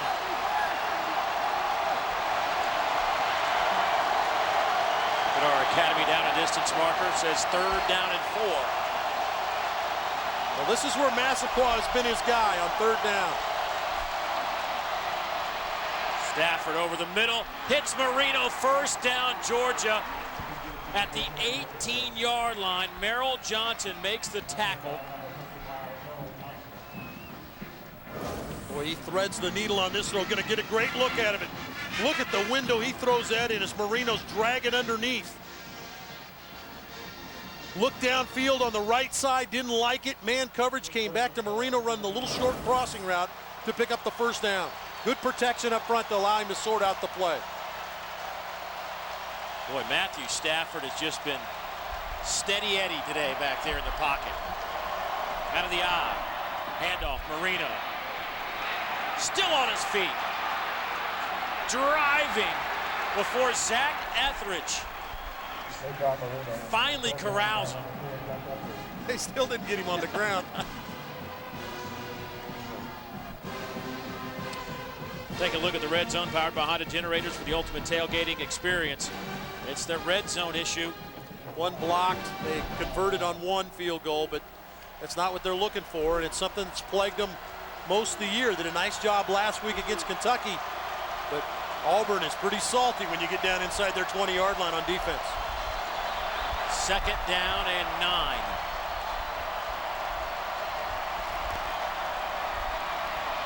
Stafford stands up, fires over the middle. Touchdown, A.J.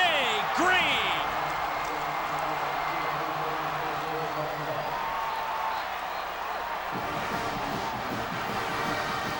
"17 yards on the strike to Green, his 7th touchdown catch of the season." Boy, you talk about a signature catch for your season. The freshman in the slot working down between the 2 safeties, and he elevates and makes a tremendous catch. This is a ball that goes over most receivers. What a grab. Point after, up and good, and Georgia has taken the lead at 17-13 for Matthew Stafford, his 16th touchdown pass, actually 17th touchdown pass of the season.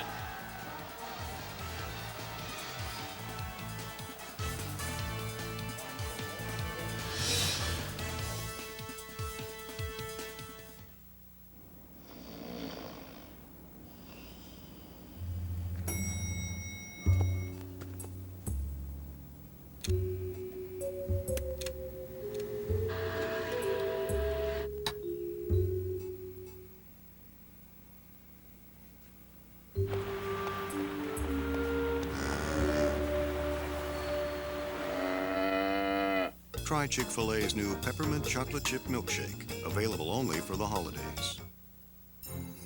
Remember when Christmas trees weren't found in basements? You could smell a real tree. You could get your picture in front of it, and it looked different each year. And this year, you can take a picture in front of a real tree in Santa's Wonderland at Bass Pro Shops. With the free arcades, remote control trucks, the model trains, even a free picture with Santa. Time passes. Hold on to Christmas. My grandpa started our sawmill in the 40s. Eugene Knight and Sons, and I'm one of the sons. I'm his son. I got sawdust running through my veins. In this business, you're not just an expert on wood. You're an expert on aches and pains. This is me simulating pain. We stopped painting the BC way. It's fast, so we can keep on working. Goes right in, powder, boom! That's pretty fast. This is the saw my dad used to use. Nowadays, we cut wood the BC way, fast. BC is a family tradition. Looking for a great place to have a big night with lots of food and lots of friends? It's closer than you think. It's your place. With Pizza Hut's new Big Night In deal. Only Pizza Hut gives you 3 pounds of Tuscany pasta, a medium 1-topping pizza, and breadsticks. The Big Night In deal. A great way to feed everyone for about $20. So make it a big night in and order pasta and pizza from Pizza Hut. Georgia with a 4-point lead with 8:24 to play. Our Texas Pete scoring drive will show you that Georgia went 60 yards, helped by some penalties against Auburn. 2:41 off the clock. Mike Bobo, the offensive coordinator, his head down with the Georgia baseball cap on. Well, it's got to be nice to call some plays with Matthew Stafford and A.J. Green and Massaquoi and Marino. And that goes out of bounds. So Auburn will get it at the 40.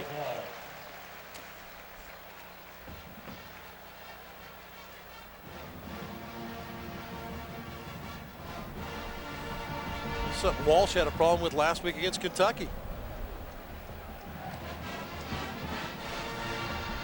Free kick out of bounds. Against the kicking team. Auburn chooses to put the ball in play at the 40-yard line. First down. You look at A.J. Green, and you know what? Last week against Kentucky, we thought it might have been the signature touchdown catch of the year in the corner. The game winner against Kentucky.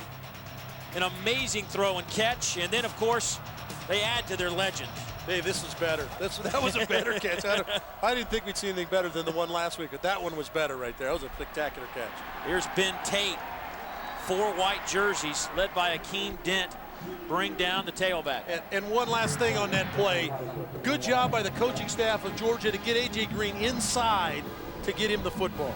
A.J. Green now with 5 catches this afternoon. Let's go downstairs to Dave Baker. Guys, I was talking with Mike Bobo on the field before the game. We were talking about A.J. Green and watching him catch passes. And the thing that Bobo said was, you know, he makes the tough catches look easy. And even on that one, Arch, as you said, you know, who else could get to that ball? I mean, he's so in control. He is such a mature young man on the field for just being a freshman. And give a lot of credit to Muhammad Massaquoi, who's kind of taken him under his wing.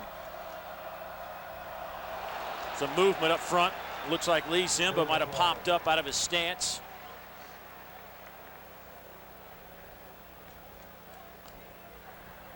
Dead ball. False start. 73 offense. 5-yard penalty. Main second down. You know, this is a similar situation for Auburn that we saw a couple of weeks ago at Ole Miss. And Auburn was able to move the football. They got themselves in position to win that game, but Burns got down in the red zone and threw a couple of interceptions, but they were able to move the ball and give themselves a chance. Yeah, I think they've got enough confidence and let Cody run a pass offense here to get themselves in position, but they got to continue to run it too, keep Georgia honest.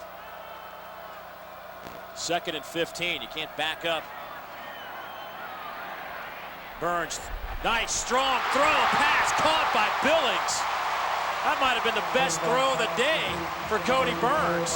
Wow, this is a rifle shot to the wide side of the field, hitting it in the hole between a deep safety and an up corner. A tremendous throw, just shoots it into Montez Billings, and you can see him really reach down and rip this one up the field. He had to throw it hard enough to get it there before C.J. Bird could come across from the safety spot. We didn't know how much we'd see of Billings. He came in a little banged up today, but he's gotten on the field quite a bit this afternoon. Yeah, I believe he has a broken nose. He's playing with a broken nose today, so sucking it up, trying to go. Hey, it's Georgia. He's going to line up. At the 40. Play fake to Tate. Roll out. Here's McKenzie. He dropped it. Well, that'll be called a drop, Dave, and it was. McKenzie should have squeezed that football, but a poor throw from Cody Burns here. You got a guy that you moved a tight end for the game. You got to throw it out in front of him. Yeah. Don't throw it behind him. That's a big fella rolling across the field, and if he got out in front, he was ready to throw some hurting bombs on somebody coming up to hit him. Cody, good percentage, 147 yards, no interceptions. He told us yesterday in our meetings that his confidence with each week has grown since he's been handed this job, and he knows that he's not going to be yanked for a bad throw or two. This is his show. Going up top. Looking for Rod Smith, incomplete.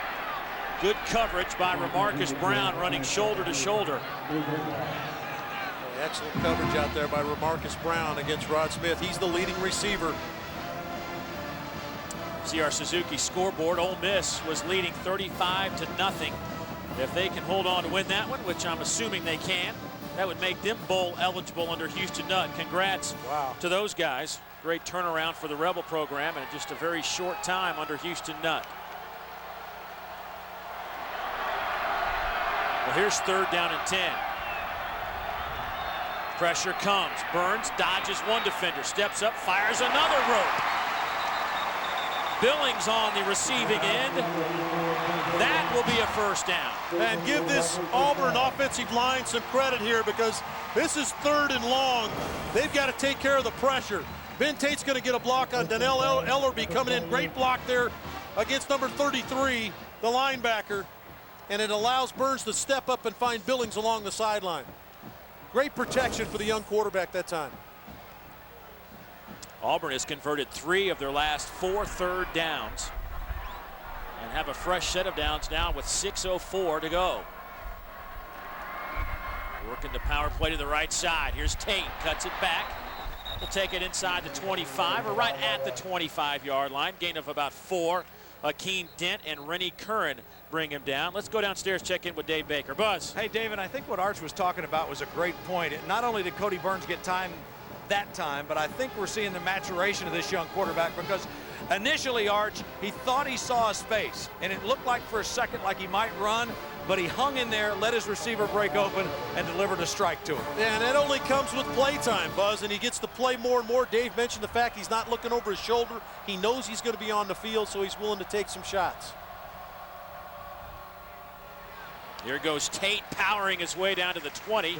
That'll bring up a 3rd down and about 2. Darrell Gamble with the stop.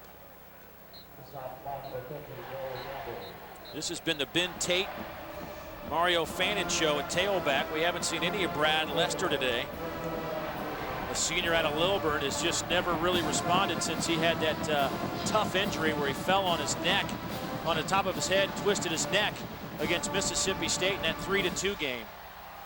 Georgia's got everybody up on the line of scrimmage now, man-to-man on the outside. Here's Tate. Trying to break the tackle of Darrell Gamble. Can't do it. Look at all the white jerseys. So now you're looking at a 4th down and 3.5. See where they spot the ball, but actually they'll spot the ball. This will be more like 2.5. What do? You got to keep going, right? Come on. If you're going to go for it on your own 20, go for it here. Yeah, I would like to see him go to a spread look and put the ball in Cody Burns' hands with a run-pass option. But they're not going to do that. They're going to go ahead and kick the field goal. And they're going to bring in Morgan Hall and Wes Byram. A young man who was an All-American, freshman All-American last year, will watch on the sideline. And a timeout taken by Auburn. 4:13 to play. Auburn. We got a nail biter here on the Plains. Time out of this half. I can't believe I'm beating Billie Jean King. You're not beating me. In fact, you haven't even got a serve in. Okay. You might want to take a gander at the scoreboard. Whoa. What's with the Geico sign, Billie Jean? They're sponsoring all this.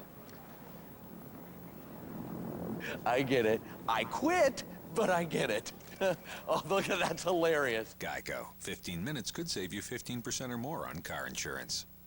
The sky is falling! The sky is falling!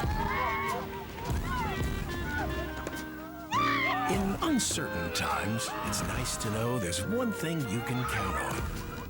The steamed-in goodness of a Crystal Combo #1. 4 famous crystals hot off the grill with fries and a drink. Always a great deal, always delicious. Try our new holiday milk quakes, eggnog, pumpkin pie, and mint chocolate cookie. It's time to get more out of your tires. It's time to get Cooper. Because now during Cooper's National Take the Money and Ride event, you'll not only get unbeatable performance, you'll get a $50 rebate by mail when you buy 4 qualifying Cooper tires. Cooper's Take the Money and Ride event. Get your rebate form and all the details at a participating Cooper dealer or at coopertire.com. But do it today. The road and your $50 rebate are waiting. The new fall fashions are here at Lionel Smith Limited, and they look great. It doesn't matter if you like to dress for success or if a casual look is more your style. You'll find exactly what you're looking for at Lionel Smith Limited. From suits, formal wear, and slacks, to sport shirts, made-to-measure shirts, and those famous Smitty ties. We can help you look your best every day at Lionel Smith Limited. Lionel Smith, limited to only the finest in men's clothing. So Mark Richt watching intently to see what Tommy Tuberville is going to do, and he's going to bring his offense back on the field on a 4th down and a short 3 yards to go. Well, Dave, if you're guessing, if you're Georgia, you got to guess that they're going to give Cody Burns a run-pass option here and look for pressure from Georgia. They'll fake it to Tate. Burns going up top, looking for Billings. In the end zone, incomplete. Ramarcus Brown on the coverage, and it looked as though Billings might have tripped in the end zone and just couldn't get his hands on the football. Yeah, really surprised, though, that this is where you decide to go. You're going to take a shot on a fade route, low percentage play. Billings and it looked like Brown got their feet tangled to get into one another. Incidental contact, but really on a 3rd or 4th down and 3 play to not give Cody Burns an opportunity maybe to pick it up himself. So now you need a defensive stand. Auburn does have 2 timeouts remaining.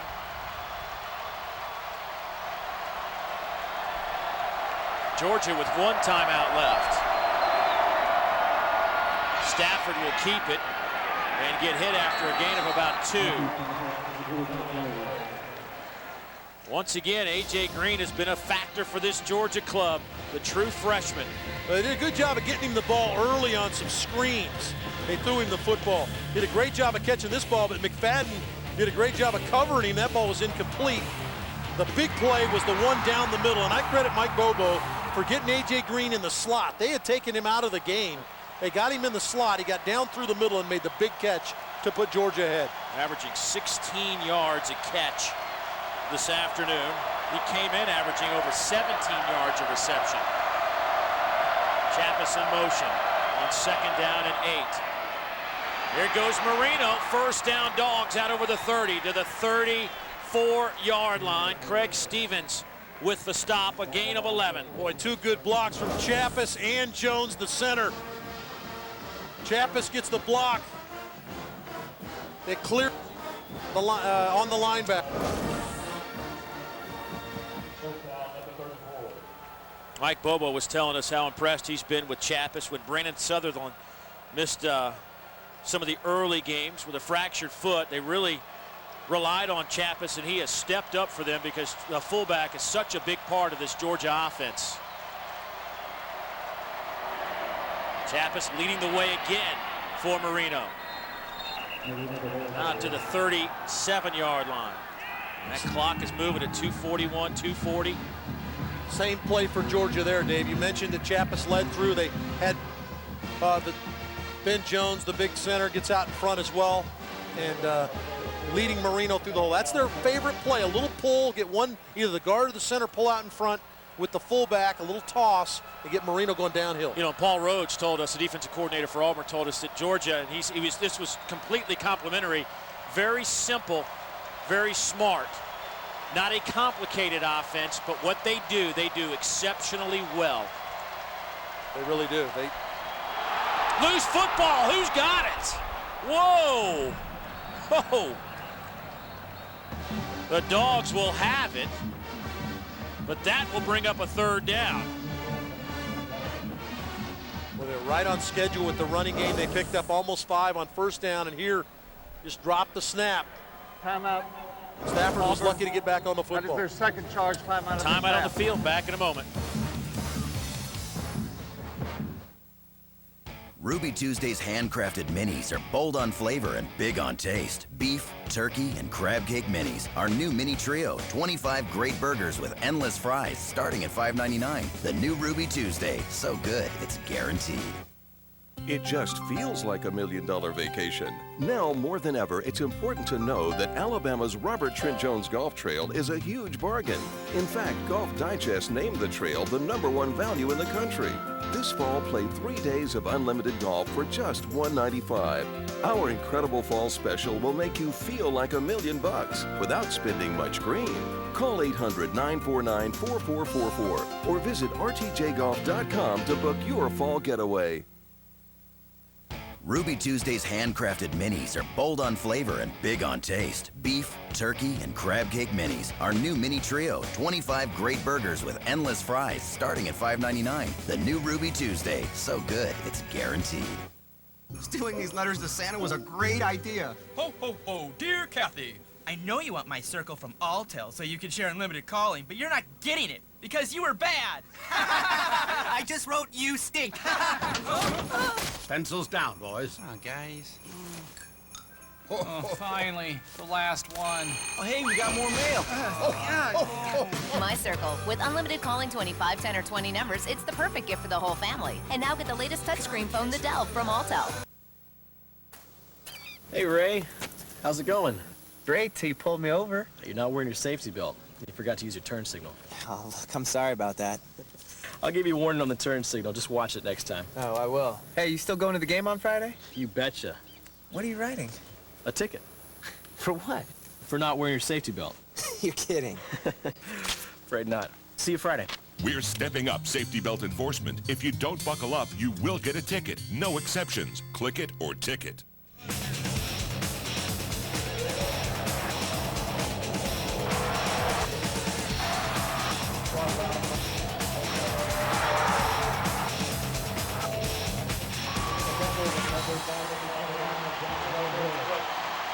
The intensity of Georgia and Auburn coming down to the wire again. 3rd down and 8 for the Georgia Bulldogs with 1:59 to go.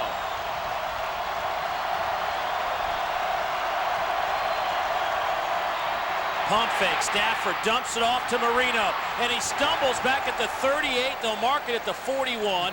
That'll be a 4th down now coming up, but that had a chance. Boy, he had a chance to pick up the 1st down, and credit the home field advantage of getting him on the ground.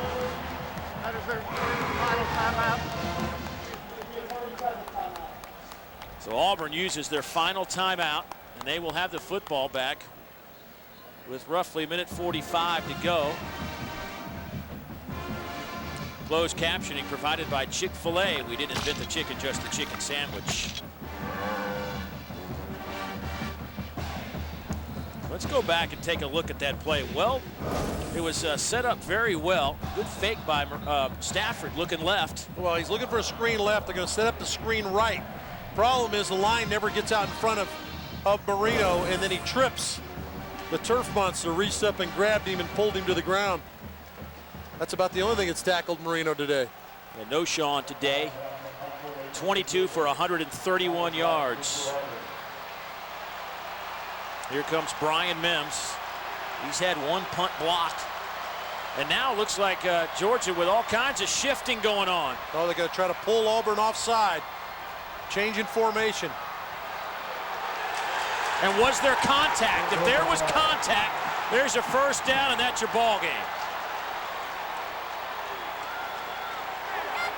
Or did somebody at Georgia move? Red ball. Cross court. Offense. Simulating action at the snap. 5-yard penalty. Remains 4th down. Trying to change formation, draw Auburn's kick return unit off. Look on the end. And the Georgia bench erupts thinking they just got the 1st down. Looked like Andrew Williams put his left hand on the ground. He's going to shift up. And he's going to put his left hand on the ground.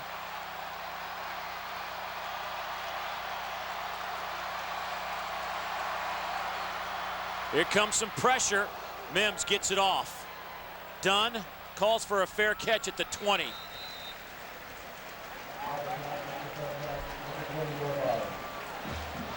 "44-yard punt. And now Auburn will have the football, and they'll have a long field in front of them, down 4. Yeah, but I think if you told them at the beginning of the game you're going to have the football at your own 20, just inside 2 minutes with a chance to drive down and win it, they'll say, we'll take it.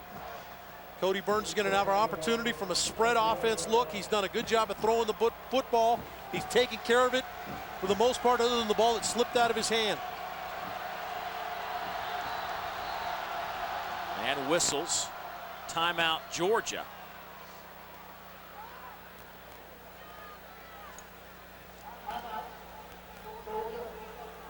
That is their third and final timeout. This will be a 30-second timeout. Take a look at our Hampton Hotel's upcoming schedule for the Georgia Bulldogs. One game remaining.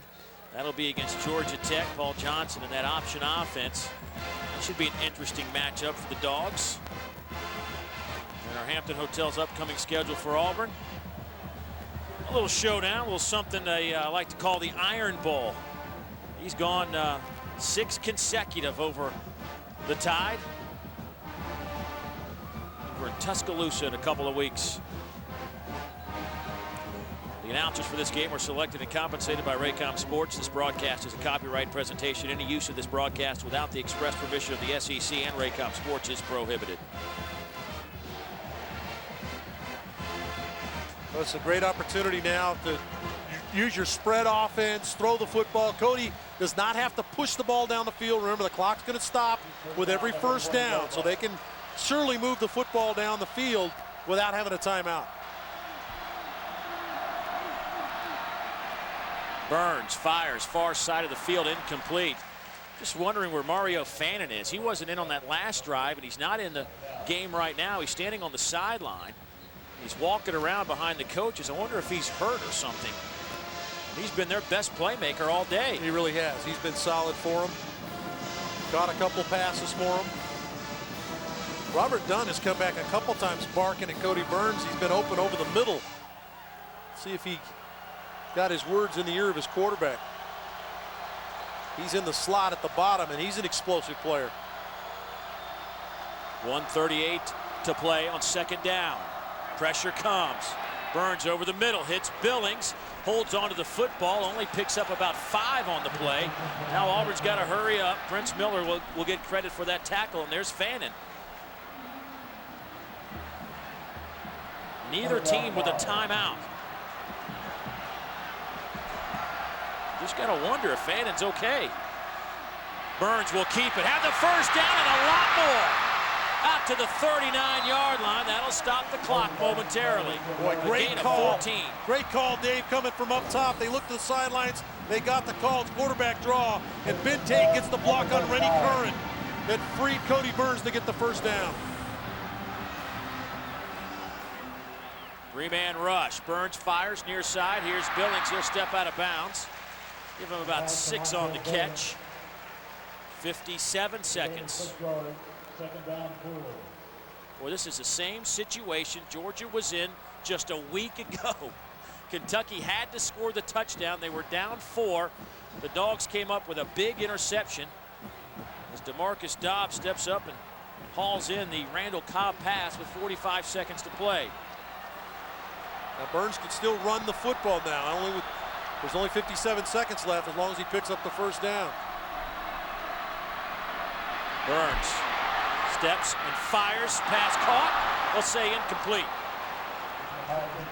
Not a very good throw that time from Burns. He had a wide open Dunn. Yeah, Robert Dunn does a good job of circling back to his quarterback as Burns steps up in the pocket. Watch Cody's feet now. Just doesn't get himself squared up enough. Held on the football just a little bit too long and threw a little sinker in there. And Dunn could not come up with it. Boy, Georgia caught a break there. Burns today, 15 out of 24 for 170 yards and a touchdown. No interceptions.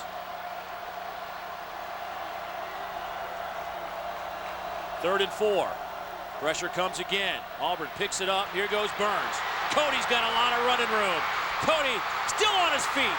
Down to the 38-yard line. First down.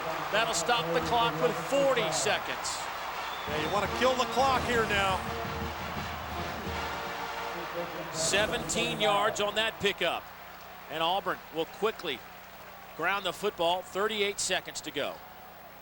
Well, this is where Cody becomes so dangerous, because if Georgia wants to dial up pressure, which they did there, they brought Rennie Curran and Donnell Ellaby off the left side. It's man coverage, and there's nobody for the quarterback, and Burns finds a crease and takes off up the field. What is it about this series? In 111 meetings, only 15 points separate these two teams. 1,730 points for Georgia, 1,685 points for Auburn. Boy, they're having a tough time getting a play in. The play clock's already down to 12 seconds. Couldn't make up their mind on the play call. No timeouts, remember, for Auburn or Georgia. Play clock down to 4, 3. They'll get it off. Burns fires. Incomplete. That'll bring up a 3rd down and 10, looking for Montez Billings. Georgia playing zone that time. Just dropping off. Making Cody Burns throw it to the wide side of the field. I think here Auburn would be better served to try to find something over the middle of the field. Robert Dunn has found a little crease in the middle of the field. They're not really paying much attention to him. Number 3, he's in the slot at the bottom of your screen. Second receiver inside.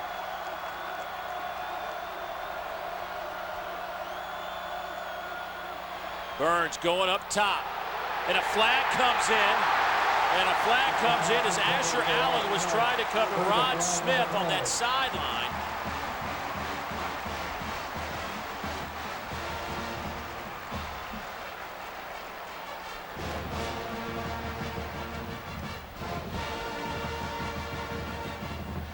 Well, that could set up Auburn in a position where they can take some strikes, some legitimate chances at the end zone. Pass interference, number 2. Defense, 15-yard penalty, 1st down. Now there's the hand right there, a little push at the end of the play. Asher Allen had no argument there. He shoved him about 20 yards down the field, and it certainly changed Rod Smith's ability to get to the ball. Now the ball set up inside the 25-yard line. Burns looking to the end zone, incomplete. As Rod Smith was also out of bounds on that far side. One thing that's happening to Cody now is he's got one guy he's looking at, and that's it. That time Rod Smith working one-on-one. They had a stop and go working on the far sideline against Asher Allen, and Asher Allen's a veteran. He did not bite on the stop and go, so no throw. Cody had enough time to rotate around and find another receiver. It's man coverage in the secondary in the last 2 plays. There's Willie Martinez. He and Tommy Tuberville actually spent time at University of Miami as grad assistants. Burns on the run, fires, caught. Down at the 14, that's about a yard shy of the 1st down. It'll be 3rd and 1. Well, what a tremendous hit there by Rennie Curran coming through on the blitz as he leveled Cody Burns. But Cody kept his poise and shot the ball in on the far sideline. Now you've got time if you want to try to run to get the 1st down. I still think you line up and throw it. If Burns takes off to run it, he's got to make sure he gets the 1st down or they'll lose the game. 13 seconds to play. Looking to the corner of the end zone. No flags. Ramarcus Brown covering Rod Smith. 7 seconds to play, and it's 4th down and 1. A lot of contact at the goal line between those two. Yeah, a lot of hand fighting between those 2 players. Now this is it. Yeah. If you get a 1st down, you can get up and kill it in time, but I would think they're probably thinking we've got to take a shot at this end zone. Billings one-on-one at the bottom of the screen with Asher Allen. Out of the shotgun. Burns just lofts it up in the end zone. Ben Tate's over there off his fingertips.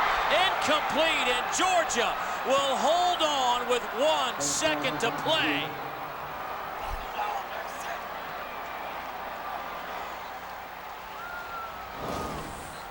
Boy, a great job of Georgia defending, playing tough man coverage, and then getting in the face of Cody Burns to make it a contested throw. Cody just tries to throw it up knowing it's 4th down. He can't take a sack. He tries to loft it up for Ben Tate in the corner of the end zone with Rennie Curran covering. Justin Houston, the redshirt freshman out of Statesboro, Georgia, really with a nice rush, got a hand in the face of Burns, forced him to just throw it up in the air, and the Georgia defense, like they did just a week ago, stands tall when it matters. This has been a group that has been maligned, and today they held on. Georgia will win it 17-13 over the Auburn Tigers. Another classic in this series. Back in a moment.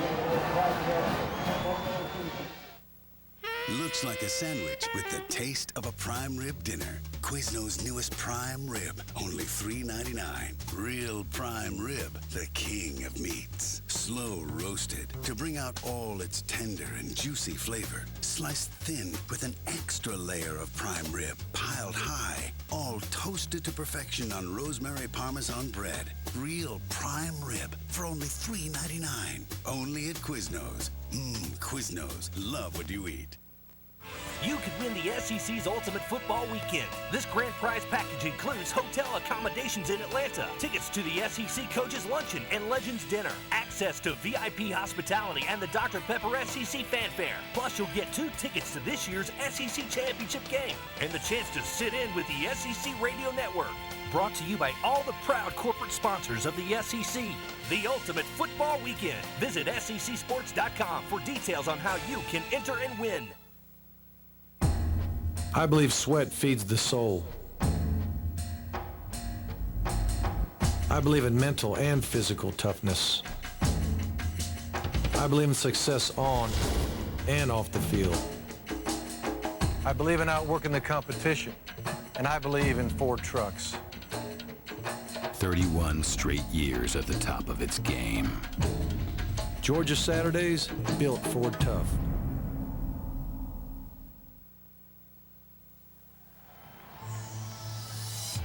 The Alltel SEC Game of the Week has been brought to you by Crystal, by Chevrolet, by Advance Auto Parts, by Chick-fil-A, and by Ruby Tuesday.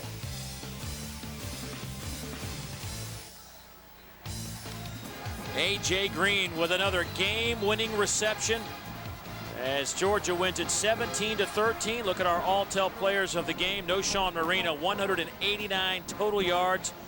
He also had a reception that went for a touchdown, and Mario Fannin with 107 total yards and a couple of touchdowns today. And this was the A.J. Green winner. Back-to-back weeks for the true freshman. We will come back, have more as Georgia wins it over Auburn.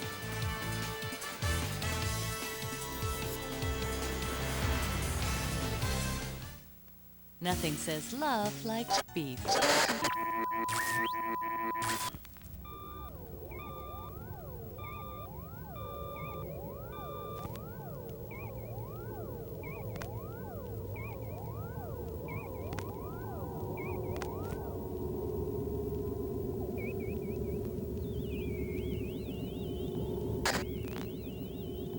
Try Chick-fil-A's new Peppermint Chocolate Chip Milkshake, available only for the holidays.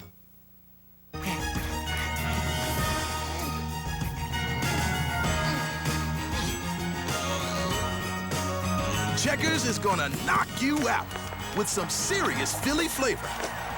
Checkers' new Philly cheesesteak burger. It's a burger with real Philly steak, topped with grilled onions and melty cheese. Your choice. 2 Philly burgers, just $4. Or a Philly combo, just $4. You gotta eat. Little place, big taste. That's Checkers.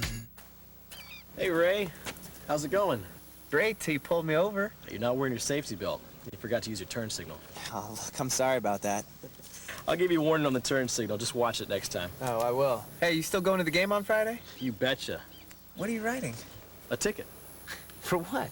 For not wearing your safety belt. You're kidding. Afraid not. See you Friday. We're stepping up safety belt enforcement. If you don't buckle up, you will get a ticket. No exceptions. Click it or ticket. Well, double dipping is always okay, because the fact is, it just may not be enough. So you go one more time in there,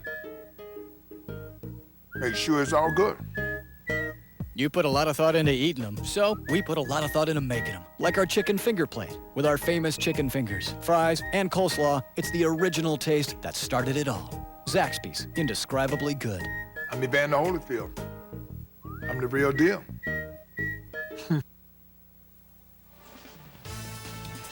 Georgia wins it 17-13.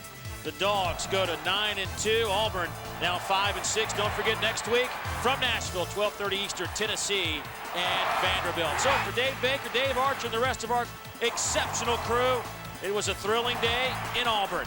The Dogs win it. I'm Dave Neal saying so long, everybody. You've been watching Raycom Sports, exclusive coverage of Southeastern Conference football.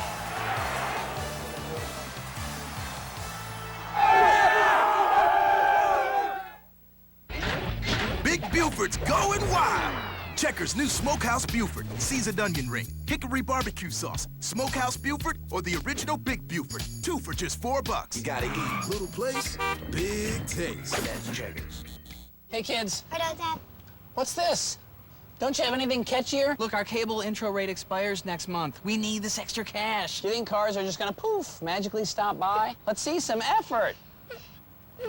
Great. There goes our sales force. Switch to AT&T and get wireless service or advanced TV plus home phone with high-speed internet for under $75 a month. And that's not an introductory price like Comcast Triple Play Starter Bundle. Find out how to get up to $225 cash back with other qualifying bundle plans. Sorry, honey. Cable's intro price is making Daddy a little nutty. Okay, back to work. Lemonade. Get the wireless network with the best global coverage and free access to thousands of hotspots nationwide with high-speed internet. Plus, we've lowered our prices on other great bundles, so call and build the one that's right for you. What are you waiting for? Get 3 services on 1 bill for under $75 a month. And call to find out how to get up to $225 cash back with other qualifying bundle plans. Cookies are for closers. Switch to AT&T. Your world delivered. Her cunning charm led to an incredible prison break. Help find the nation's most wanted female fugitive. America's Most Wanted. All new tonight at 9/8 Central on Fox. It's huge. It's only at Checkers.